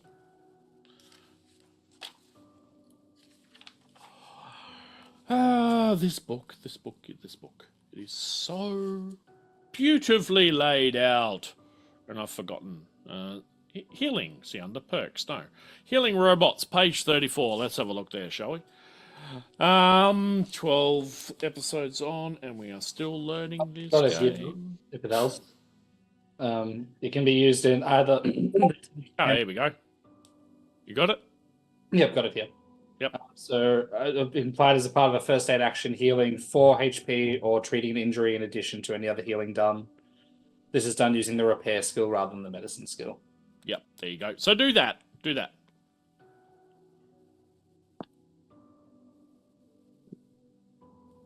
I've rolled a 3 and a 1, so that is... What happens if you get a 1 and on a tag skill? Do you get 3 successes, or is it just the 2 maxes at the 2? Good question. I think it maxes at the 2. That makes sense. So 4 successes for it to heal up N.E.R.A. More than needed. So, yep. N.E.R.A, you are ambulatory. While I'm healing N.E.R.A... At 1 hit point. Is additionally just going to, while in the process of healing up, just jam a multi-tool into one of N.E.R.A's arms while I'm at it. We had 1 point left. In the process. You shithead. Oh, right. No. That is perfection. Revenge. Loreman. I will remember this. Oh. Let me just write that down so that I don't forget. The N.E.R.A Book of Grudges. All right, you rolled It's mighty long list here, Spoosh. 4 successes means Spoosh, you can wire the multi-tool in so that it works if you want. Oh, absolutely. That it's now a fully functioning extra claw somewhere but somewhere N.E.R.A. inconvenient. I will let you have a little think whilst the rest of us giggle our ass off about that. And when you're ready, just let us know, especially N.E.R.A, where this multi-tool attachment might actually be. Ideally, it's going to go exactly where it was jammed into my arm as well. So Rather than in her forehead, so she turns into a unicorn. I was tempted to the back of the head so we can put the Assaultron head, attach it to it. So we're just going to build multiple heads and turn N.E.R.A into a bit of a robotic totem pole. I will let the GM know at this point that N.E.R.A is currently sitting at 4 for her special clock. Yep. Okay, cool. Excellent. Good to know. Now, well, Spoosh is you're repairing a robot, so you're spending the time, you're getting out the tools, so you can have like a little retractable arm thing that pops out the multi-tool, kind of. You've given N.E.R.A a mantis blade? She's got an Assaultron, a flamer, a backpack, and a mantis blade? With like 4 arms in the backpack, so she's this tiny little terrifying spider thing with an extra head. Yeah. Pew, pew, pew, and stab, stab, stab. It's the way it works. Actually, with that, I'll allow you to mount the Assaultron head, SazTheMeeple style to N.E.R.A if you wish. Yeah, absolutely. I think It's big enough that won't she just be permanently like lopsided? Well, so will walking around SazTheMeeple. like this the whole time. I'll allow it. Fauna's not going to want to carry her like that. No, it's too hard. But then she doesn't have to, like, this would be a fully integrated Assaultron head. Or, if you wish, you could just replace... I'm a tiny Cabbage Patch doll with just a big Assaultron head. Yeah, I was just going to say, you could take N.E.R.A's regular, child-friendly head off and put the Assaultron head on instead. She'd just end up like a bobblehead. Could you have the Assaultron head and then N.E.R.A's regular head on top of the Assaultron head? At a jaunty angle like a hat. Yeah. Yes. I could try if N.E.R.A gave me enough time, I could mount the Assaultron head behind it and then try and put like a bit of a switch on so the heads could just spin and That would be cool, but we don't have time in the burning building. With 4 successes, I'm going to allow it. Like, Spoosh, how do you want to mount the Assaultron head and the, the multi-tool? Like, you have enough successes here to do both, I think in that case, I'll definitely put the multi-tool just behind N.E.R.A's regular head and mount the Assaultron facing the other way, so that when N.E.R.A's eyes go red and angry, on top of that, instead of that happening, the heads switch and rotate, so the Assaultron head becomes the primary head when N.E.R.A gets booky. So are we switching kind of horizontally so that the Assaultron head's at the back, or are we switching pendulum style so one head goes into the body and stays there and the other head's out? So like flippy. I think spinning. That's spinning. I'm too scared to open N.E.R.A up. Probably a good call. All right, so N.E.R.A now has this swivel mount of heads with the Assaultron head on the back, which can still fire and view. All right, so N.E.R.A's going to get a... We'll find a perk that allows you to look out the back, because now you got eyes on the back of your head, literally. Hey. Well, you got a head on the back of your head. Yes. Yeah. That can swivel. Mm-hmm. That means you can shoot to the side too. Yeah, it does. Like mech style. I call this secondary head further. So now we've got N.E.R.A and further. You're going to have to come up with an acronym for it as well. Oh, yeah, true. I'll have to come up with one. I have confidence in you. You can do it. FURTHA. Further. That'll work. Of course, now we're trying to figure out what it's going to be, right? We can do that off stream, I think. Yeah, I think so. Right. All right. So, N.E.R.A, you wake feeling, I don't know, like you're a little bit ahead of yourself. Did you just? Yeah, I did. Yeah. What are you going to do? Well, I've got 2 heads now. I'm sure I can think of something. And a multi-tool. 2 heads are better than 1. Especially when one of those heads fires laser beams. So as she reinitializes, her eyes flicker blue, like she's downloading a patch or something like that. You've seen that before.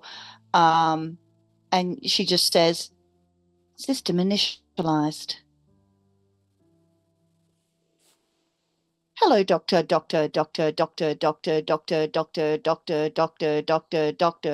Spoosh. How can I assist you today? No, I'm all good. Thank you, though. Very well. And she flickers for a second. What did you do? I helped. Spoosh is gonna it's like I'm very aware he doesn't have a gun anymore. But Oh. I might point out, N.E.R.A now has one on her head. Okay. So all gone? All good? Yes? Yes. Did we win? Yes. Excellent.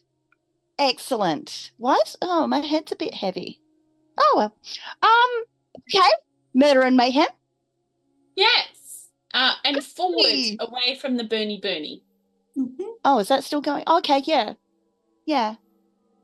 Okay. Mayhem will The- pick up a spear gun if there is still one around to be picked Oh up. yeah, it's a neat one. I would like it because it's like a harpoon gun and I feel it goes well with the attire. Yeah. Fuck Very yes. nice. Spoosh, N.E.R.A will notice that you are weaponless at the moment and hand you her laser gun. Oh, thank you. You appear to be unarmed. Would you like assistance with that? Yes. Spoosh has got a Laser pistol. Spoosh, did you do anything else to N.E.R.A? No, it was just attaching the secondary head on. I'm sorry, what? You've got an Assaultron head permanently attached. You can fire from the front and the back now. Plus is you don't have to carry it anymore. Yeah. Well, not in your hands. Amazing. I'm sure this is going to go very well. Yes. Sure Spoosh has is. actually done you a good turn. I call it Well- the fully utilized robot with thermal heating appliances. The further. God, sir. I had to keep sitting there for a bit, like I don't know what. Kudos on your fine repair skills, sir. And one good turn deserves another, so I shall have to repay you in kind at some point. But in the meantime, skedaddling. Yes. Yes. And let's make sure that N.E.R.A doesn't give Spoosh and multi-tool in return in the future. Who That knows would where she'll never put it? happen. But if you could give Uh. 2 heads, I would be okay with it. This is true. Could spend some time hacking one of the heads off the ruse of unusual size. No, it's true. I want a smart head. Fauna, if Fauna might object to that, I'm not quite sure yet. Have to think about that a little Oh. bit. They're all dead, Dave, by the way. Dave. Yes, They're all that's fine. So Gregory skedaddling. put paid to that. Oh yes. Yeah, it very much is. so. It is getting a little bit toasty and smoky in the building. However, you are able to effectively follow Abigail's trail of destruction, which does lead outside in not too long a time. You know, it's like 3 minutes to get out, and you are afforded a absolutely lovely view of the entire building, basically engulfed in flame, and it's got like those lovely little spiral flame eddies going up, you know, as you know the old ventilation shafts within the building. And this building's about 150 meters long. Remember, this is a big building, So it's just got up into the roof. It's ripped all the way over. It's flashed over because, I've watched a lot of Chicago Fire.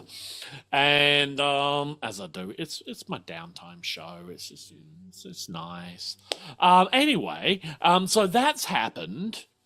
And the entire motherfucker's burning. Burn, motherfucker, burn.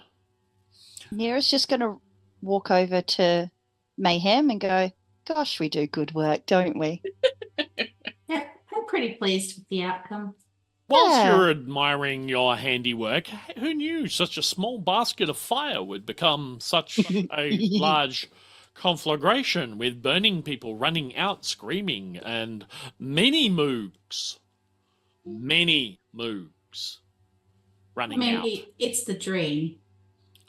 What all fire starters want to see, really. Yeah.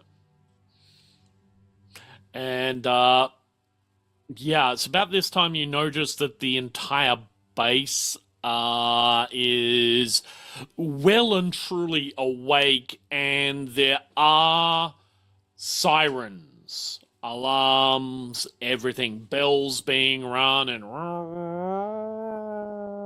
type sirens, the whole thing. The base is now awake, and you're kind of in the middle of it. Bo? Now, yeah, we kind of did what we set out to do. Well, you've set on fire one building. Saz, would it be possible to bring up the base map, the one with all the little towers on it and stuff like that? It's like the overhead picture one. Well, that's not the hand-drawn one. The one with the ship and the bay and everything. Yeah. The one that might have been stolen from a certain multinational that makes maps of the world. That's the one. Yeah, that one. Thanks, Saz. Yeah.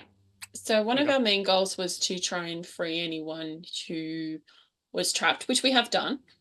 We may have accidentally killed some people as well, but you never know. Fire covers all that evidence. Yeah. Exactly. We fucked shit up, which was also part of the goal. But as you did point out, this is just one building. So I'm just gonna make this a little bit bigger on my screen so I can have a look at it. So we still have vertebrates and crops that we could get rid of. Mm-hmm. But I feel like, yes, we're in the middle of it. And maybe we don't want to be in the middle of it. Yeah, well, at this point as GM, I will point out that, yes, the entire base is still coming alive. There's lots of what the fuck's going on as people are stumbling out in their, tidy-whities and, gowns and what have you. There are some armored sentries, though, that are starting to, come from all the security towers and pound over towards the fire, which is where you are. So essentially, there are a couple of options available to you, which are disappear into the less lighted stuff in the direction of perhaps the vertibirds, sort of like in that northwest trajectory. Because you are in the the building that is on fire is the one directly above the legend. The bay, isn't it? Yeah. So that long one that sort of has the pink line that goes like that. Yeah. Or slip back into the water, into the boat. Yeah. Because we're not that far away from the water, so that part is possible. However, destroying the vertibirds. Yeah, but we've got to cross the entire base to do that. Yeah, but it is quite dark. Yeah. And don't we kind of need one because we've got to go to Alice Springs? Mm-hmm. You do need to get to Alice Springs, yes. So we kind of need aerial transport anyway, and Spoosh from memory can fly these things. Okay. So shall we make a punt, and Maisie can also be an air captain as... sorry, I keep saying Maisie. I'm so sorry. No, wait, I said the right name. Hey! Bloody hell. Maisie Mayhem can be the captain of an airship as well. I'm ready for the assignment. Yes. And also, I- Venipedes have very large guns on them. They do, and I like guns. Question. Could we escape into the water, into the boat, while everyone is coming this way? We zip round on the boat towards where the vertibirds are and get up that way? You could, but Is there a guard by the tower there? time you do that, you would estimate that all of the floodlights and everything else Mm. would be on, and the base would be on high alert by that time. You are in that chaotic, we were safe and asleep in our beds, and we have been attacked, where everybody is running around, they don't know what's going on Hopefully, at this point stage, which will give you enough time to run across the rest of the base. Now, that's a good kilometer that you got to leg it, right? But it's doable. But it's still dark. They're coming online. So I am giving you that option. Yes, that is doable. You can get across the rest of the base, even though it seems like a long way, on foot. You would imagine before, but a K you can run, 5-6 minutes. So, I Basically. mean, everyone else can. N.E.R.A's going to need a ride. Just a yeah, thought. that's all right. My ducks have a minute timer on them. We could throw the duck further in a different direction to the one we're about to head, set for a minute. We can scarper. That'll explode, draw more people in the other direction. What are those tanks to the north of the barracks that we've just set on fire? Are they fuel tanks? You're not sure. But you're talking to the ones directly north, yeah? Yes, Yeah. they are tanks of some variety. Whether they still have fuel in them or not, and they are in fact fuel tanks, so fuel storage tanks. Are you But- thinking what I'm thinking, B1? Whether I would you, like to say you know they're going to have fuel in them. Come on. we've got a cassowary out there going full like John Wick on this base. Not that I know what John Wick is. There's a picture for you, Piggles. But, so like they've already got a massive distraction, and if they catch Abigail, I doubt Abigail's going to be willing to attribute any of the kills to anyone else.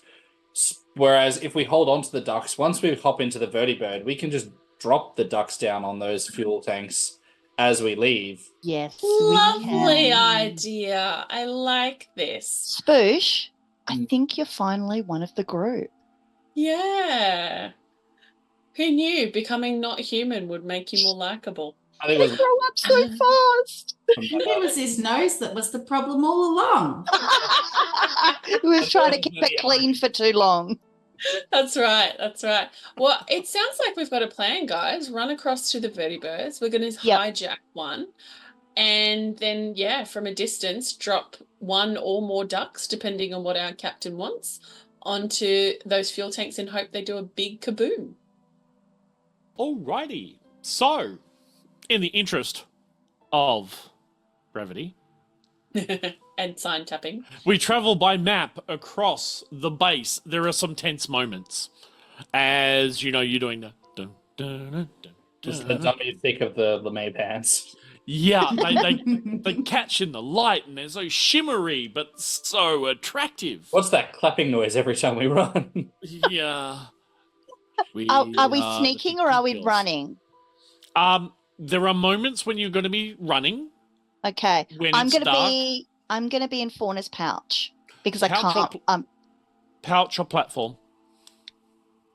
I think you can run better if I'm in your pouch, yeah? Yeah. And which head to the front? The Assaultron. Assaultron hand. Yeah. The new face of N.E.R.A. And it's more comfortable because otherwise it'd stick too much into Fauna's stomach. Very true. I'm just, you could just do the comedy dell'arte thing now. It's like, happy N.E.R.A. Sad, annoyed N.E.R.A. If you spin them fast enough, they levitate a little bit. Just like, I'm just like the mayor of Halloween Town. Yes. This Started off as a sweet little Cabbage Patch, kid doll.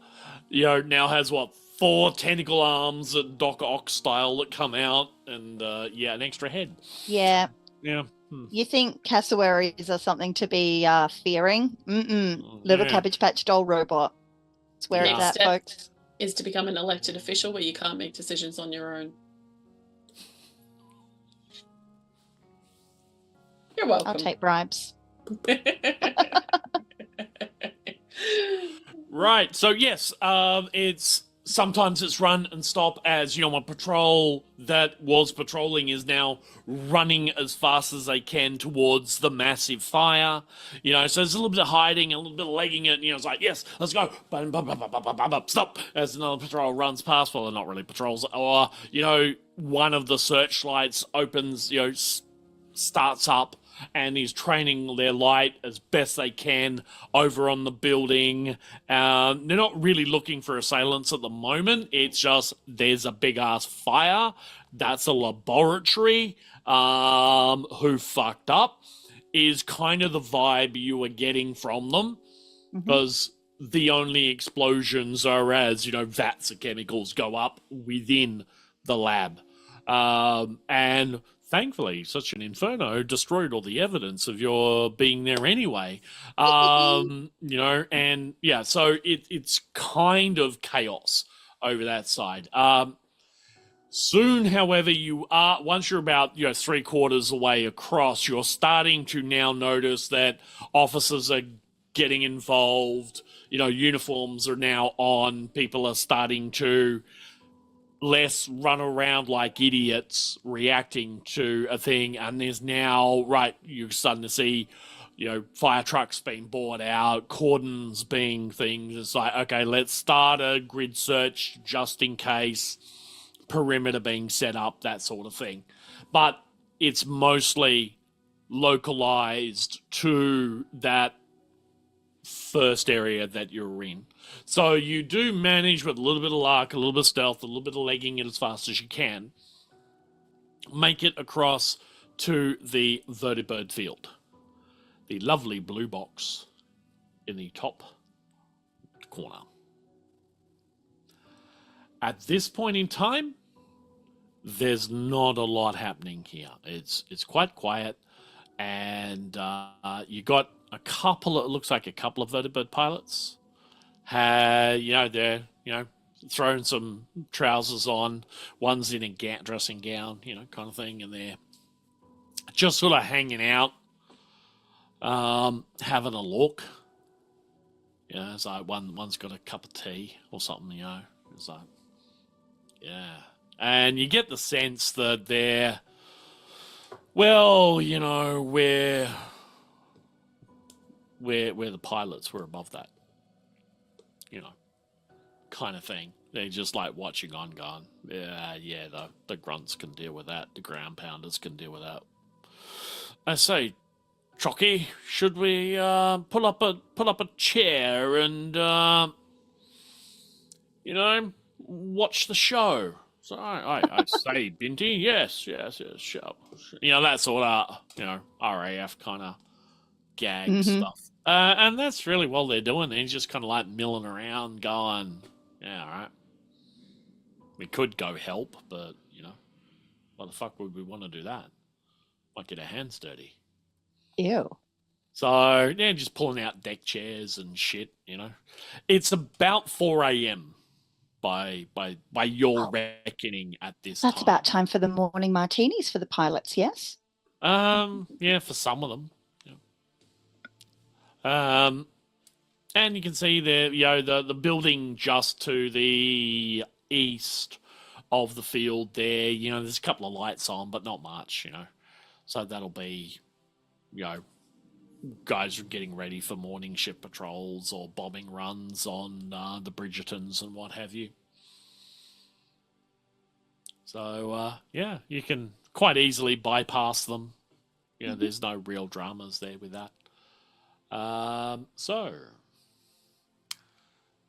choose your vertibirds. What you can see is there's basically 3 different types of vertibird. Well, 3 loadouts. One is your standard vertibird with the chain gun on either side of the door, minigun style. Option 2 has these big pod things on one side with a really thick, long barrel on one, and what looks to be like a tube with pointy bit at the front and lots of holes in it. And third one has a single pod with that long pod thing with the long barrel at one side and what looks to be a bunch of bombs underneath.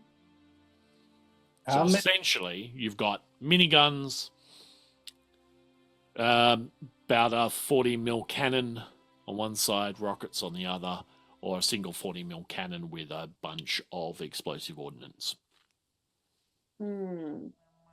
How many grenades? Look, how many is it? Just 3? Is it the 3 vertibirds? That when there's Well, no, there's a field of them, but that's the 3 basic loadouts. There's like about 20 vertibirds there. So we need to pick a type. Yeah. I would suggest the one with the cannon and the rockets. If there's a way that we can somehow potentially ground the other ones, because as soon as we take one, they realize it's us, they're going to send the rest after us. Mm-hmm. Well, you mean like ones with bombs? Yeah. Well, I do also. We could drop Goose's Revenge once we're up in the air. True. It's not a bad idea. But it's just they're just mini nukes, though, right? Yes. Doing Just. I mean, they're a mini nuke. They'd probably be big enough to cover a good chunk of this area, if not a little bit more. Wasn't from memory there was like a 25-kilometer radius or something like that? No, they're not. Oh, was that something else? They do 25 die damage, I think. Okay, that might have been what I was thinking of.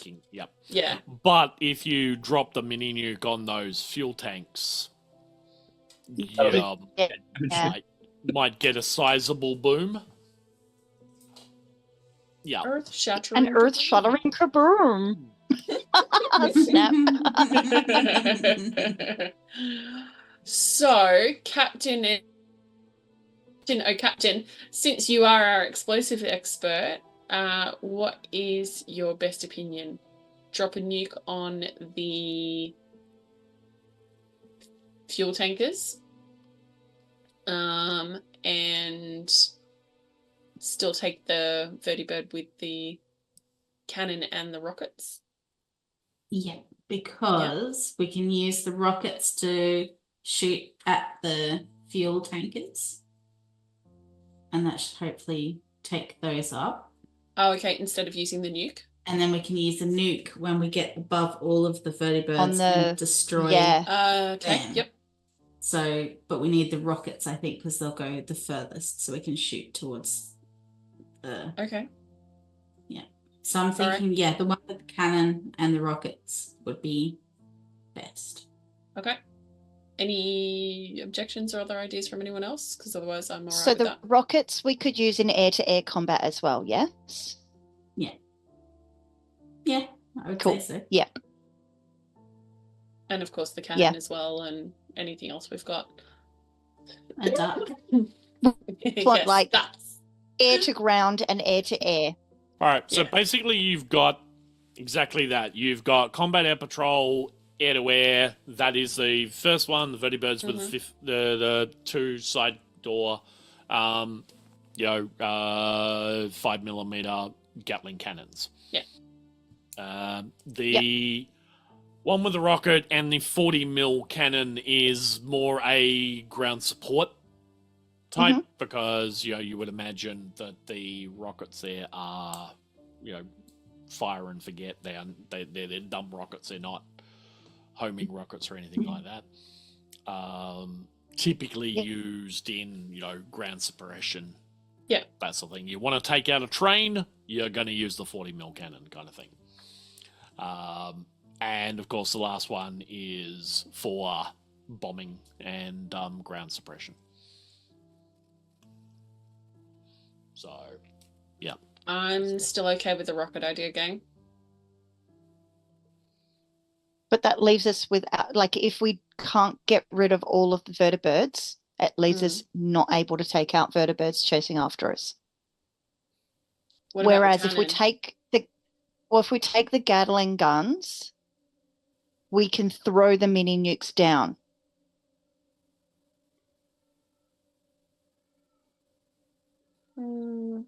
How far does the Assaultron head go? That is a very good question. I do not know. That would be a rule. So it's got a long range. Remember, the range is not in meters. It's just, bands. So Yeah. I mean, Spoosh, if your flying is good, we can get in. The fuel tankers, we fly back over the vertibirds, drop the mini nukes, and get out of Dodge. Or we can just forget about the fuel tankers. I like mayhem and destruction, but I also, once we have that, we're a moving target. Mm.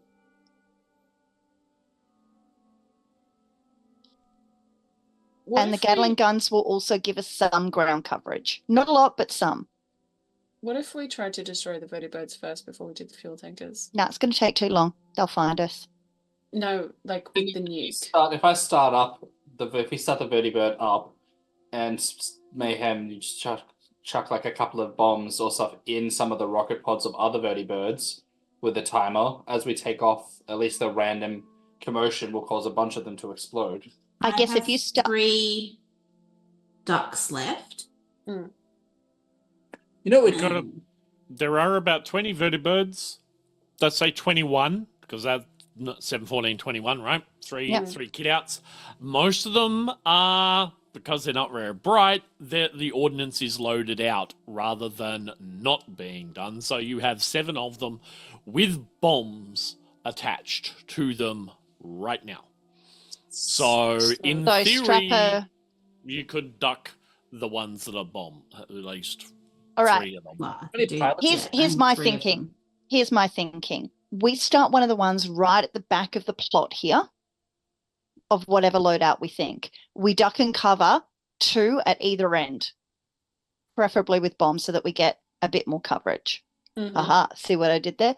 And as we know the timer is set, we leg it to our vertibird, take off, and drop a mini nuke as well, just for good coverage.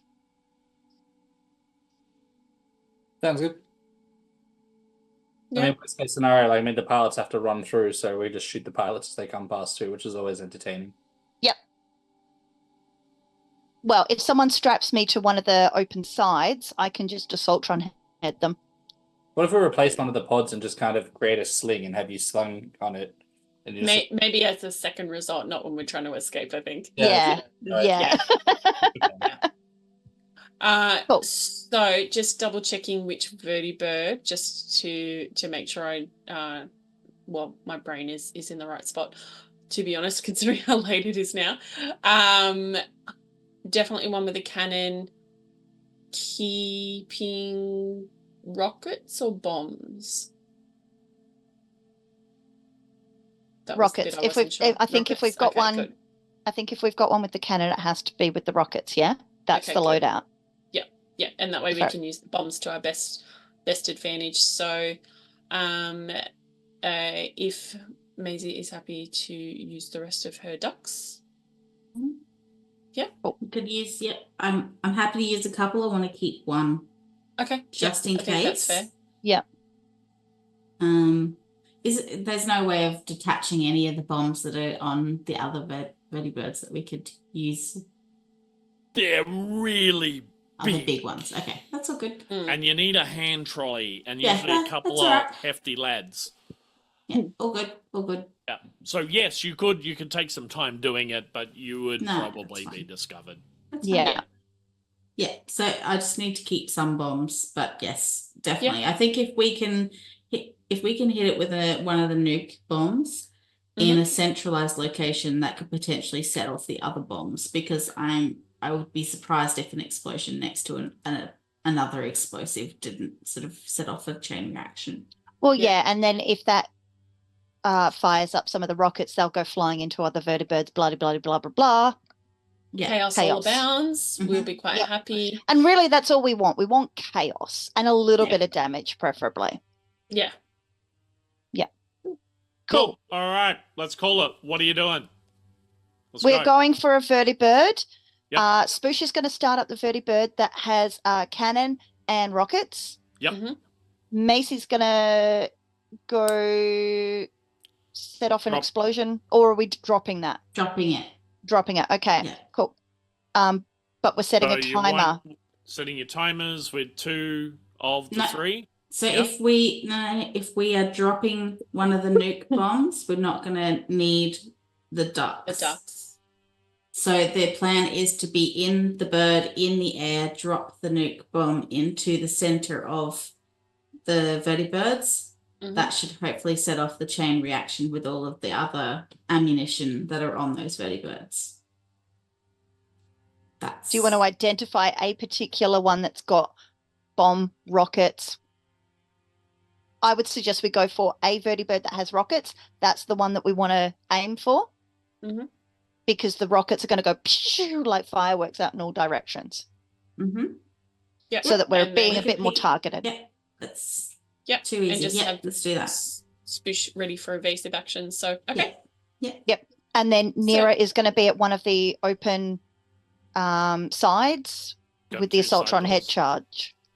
Okay. And Sounds you would, good. like, you can strap in with that anyway. So, because, again, they are designed for power Uh, armor. Actually, what I can do is use my 4 arms in my backpack and like hold on to the open edges Dr. of the Octopus door, style.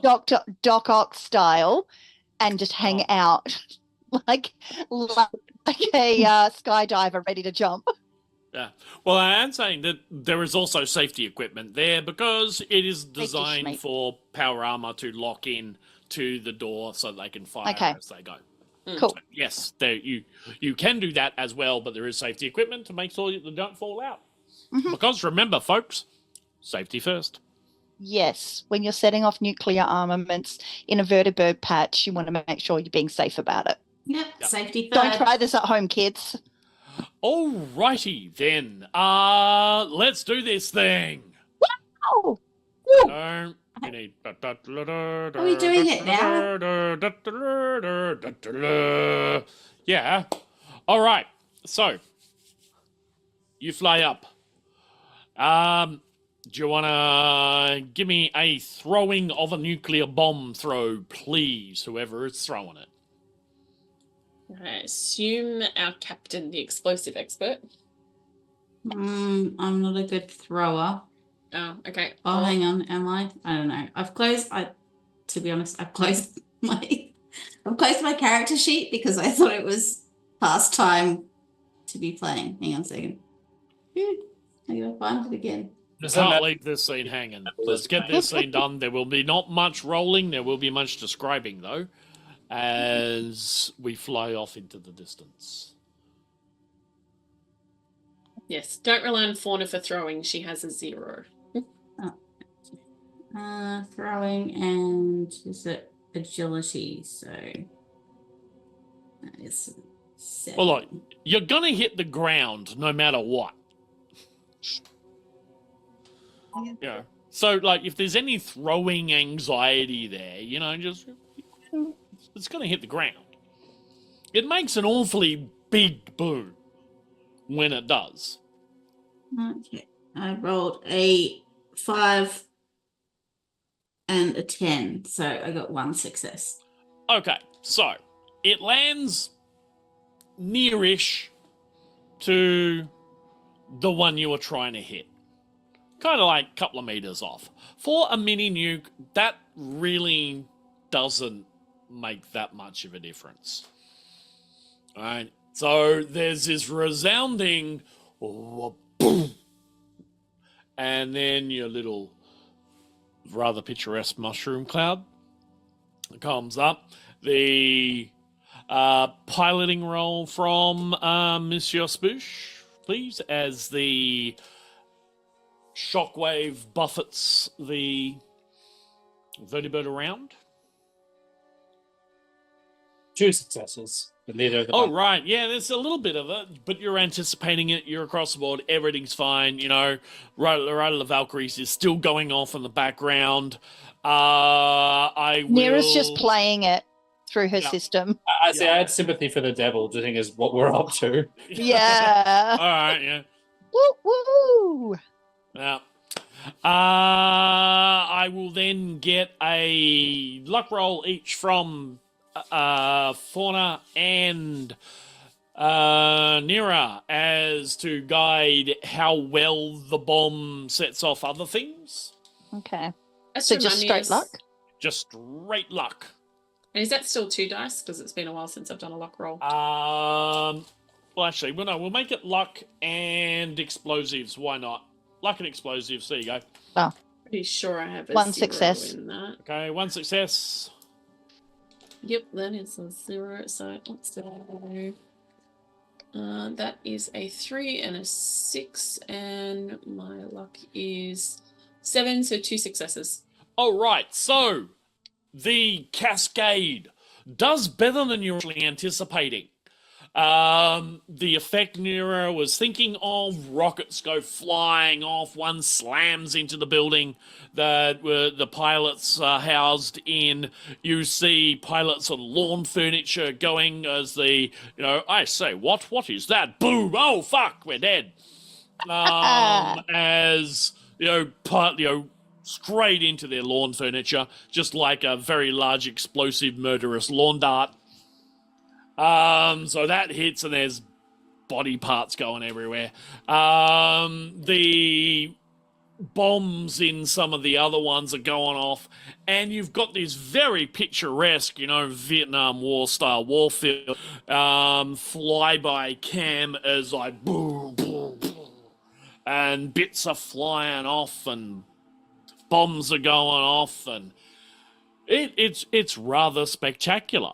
You kind of notice that maybe 1 or 2 of these vertibirds might have survived, but you don't think there's going to be too many pilots left to fly them, because that building is now on fire, with pilots running out and falling out of windows and shit. It's all, if there were kaiju climbing up it, they'd be reaching in and grabbing people out. It's like that old style video game thing with them falling down. You got the image there. You know what I'm talking about.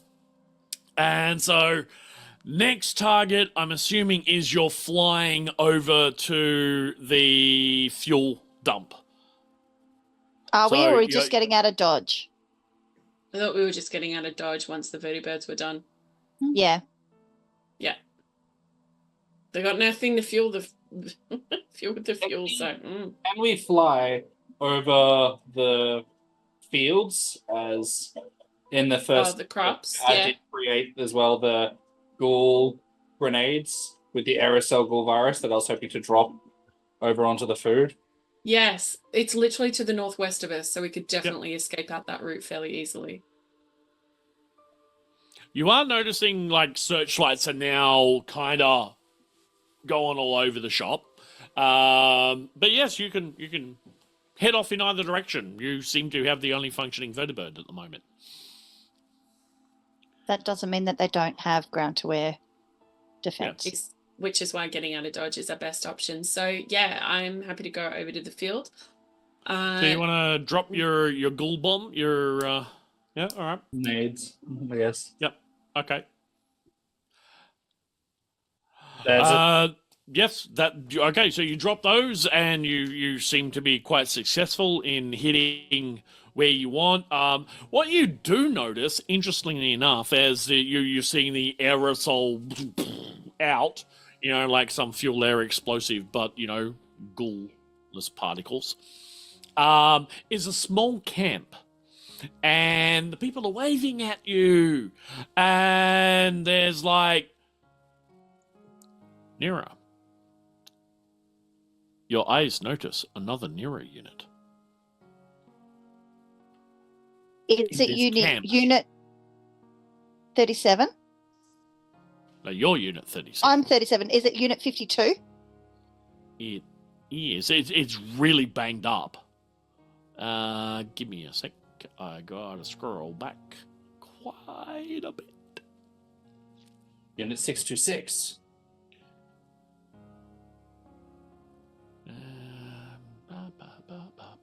Where are they?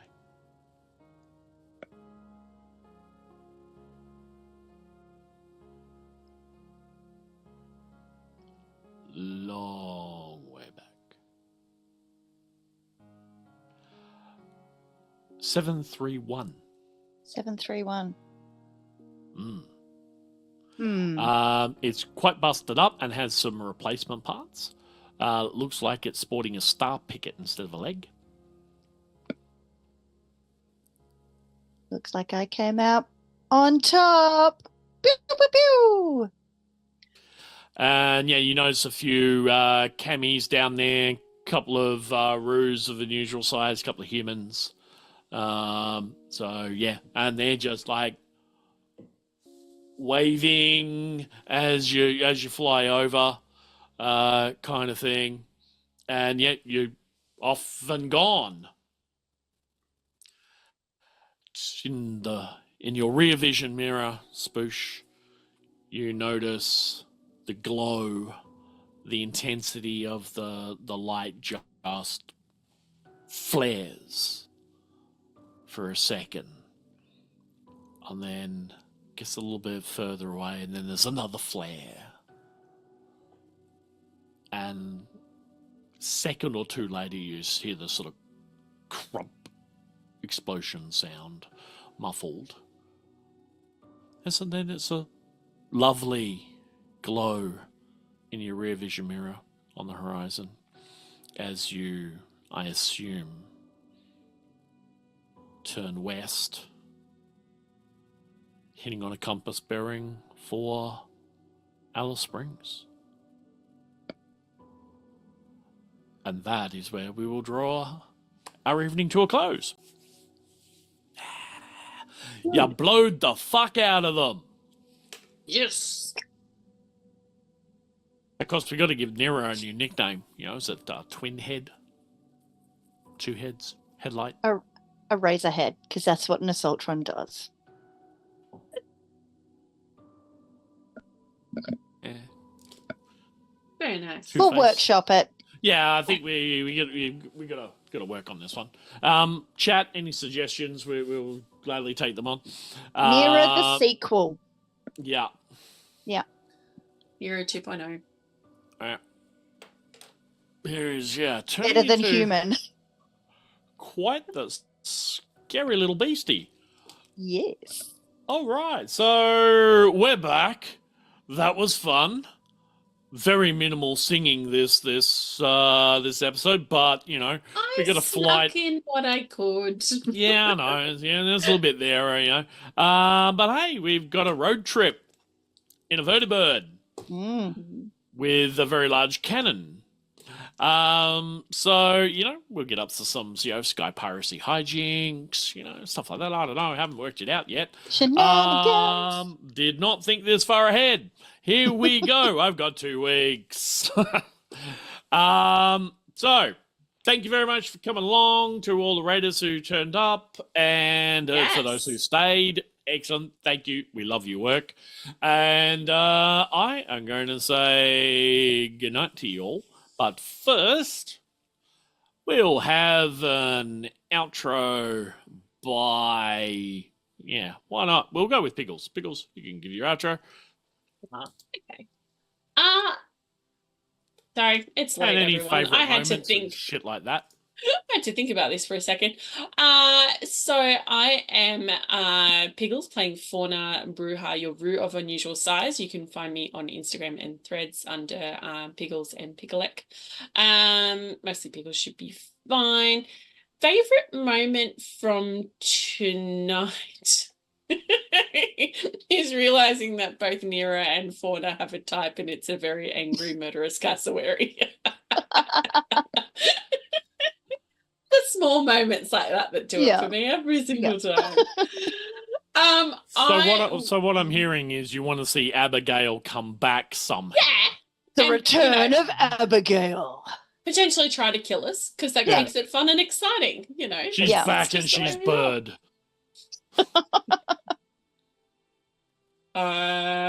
Sure. Yeah. I am going to throw over to the very burnerific Dr. Spoosh. Thank you. I do in game look like I have had some very serious burns. I was considering that if we had to pretend to be Enclave members, that'd be like, yeah, it was in that fire and I lost my nose.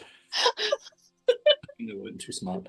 Yes, I am Mr. Loreman playing Spoosh, noseless but full of doctorates, and now casually flying around, dropping a very infectious disease. It's chill, it's fun. My favorite moments. You know what? I think probably the favorite moment out of all of it was just seeing a cassowary, just like, I think that should be another catchphrase. Cassowaries never change. Like they're exactly the same, just as murderous, no matter whether they are mutated or just normal. Yeah. I will hand over both the outro and also the multi-tool to Nephthys. Hi, I'm NephthysNile. You can find me across the internet as NephthysNile, NephthysNile. I, when I'm not here, am pretty much everywhere. I have a couple of things on the burner, but coming up very, very soon, you can find me at PAX Australia, where I will be running Vampire the Masquerade in the tabletop area. I will be bringing my game Blood of My Blood back for you all to find out why the hell your sires who made you vampires have gone missing. That is what you can do. And I will hand over to Mayhem. Thank you. I am Mayhem, or Shadowmere. If I'm not here, then I'm still on Meeples and Dragons channel, playing in the Radiant Shadows campaign, and we're in book 2. So the next episode is on Saturday the 22nd. So come along and see what mischief we get up to there. Slightly less murdery at the moment, potentially. Very flirty last time. Yeah, there's there's some love interests flying around, some love letters potentially. Who knows? Come and see what happens. So that's on the 22nd, right here on the Meeples and Dragons channel. And my favorite part of this evening was Spoosh's revenge. I thought that was played the long con and got what he wanted in the end, so that was great. Loved it. And I think if we have nothing else to do, I think we're going to raid out to Eldritch Scribe. We are in a bit. So thank you all for coming along, and I've been your GM, Anthanum. You will find me around the traps at Anthanum pretty much everywhere. What am I up to? PAX, yes, GMing for Chaosium as per usual. I will be over at DragonCon in the US, refereeing Traveller, old school Traveller, for some hijinks there, so that should be fun. Look out for something else coming up relatively soon. I just need to confirm some dates before I can give you exact call on that. That's what I'm doing. Of course, my favorite moments, all Spoosh, all the time today. Joel, you're on fire, man. It was like an excellent session. Yeah.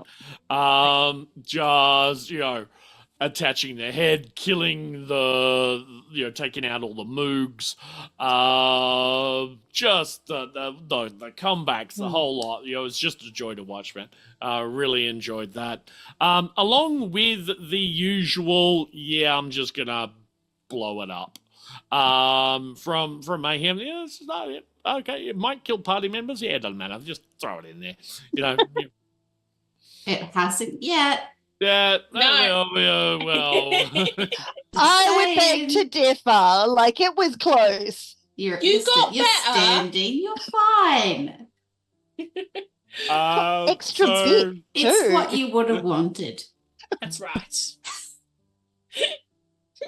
So, in the immortal words of Trover and now Sergeant Wolfman, get a book up, yeah? And, I'm not letting that go. And we will be raiding out to where? Where are we raiding out to again? Eldritch Eldritch Scribe. Scribe. Eldritch Scribe. So, that's where we're going. So, stick around, spread the love, and we'll see you in 2 weeks where we hit the road, Jack. And Don't come back no more, no more, no more.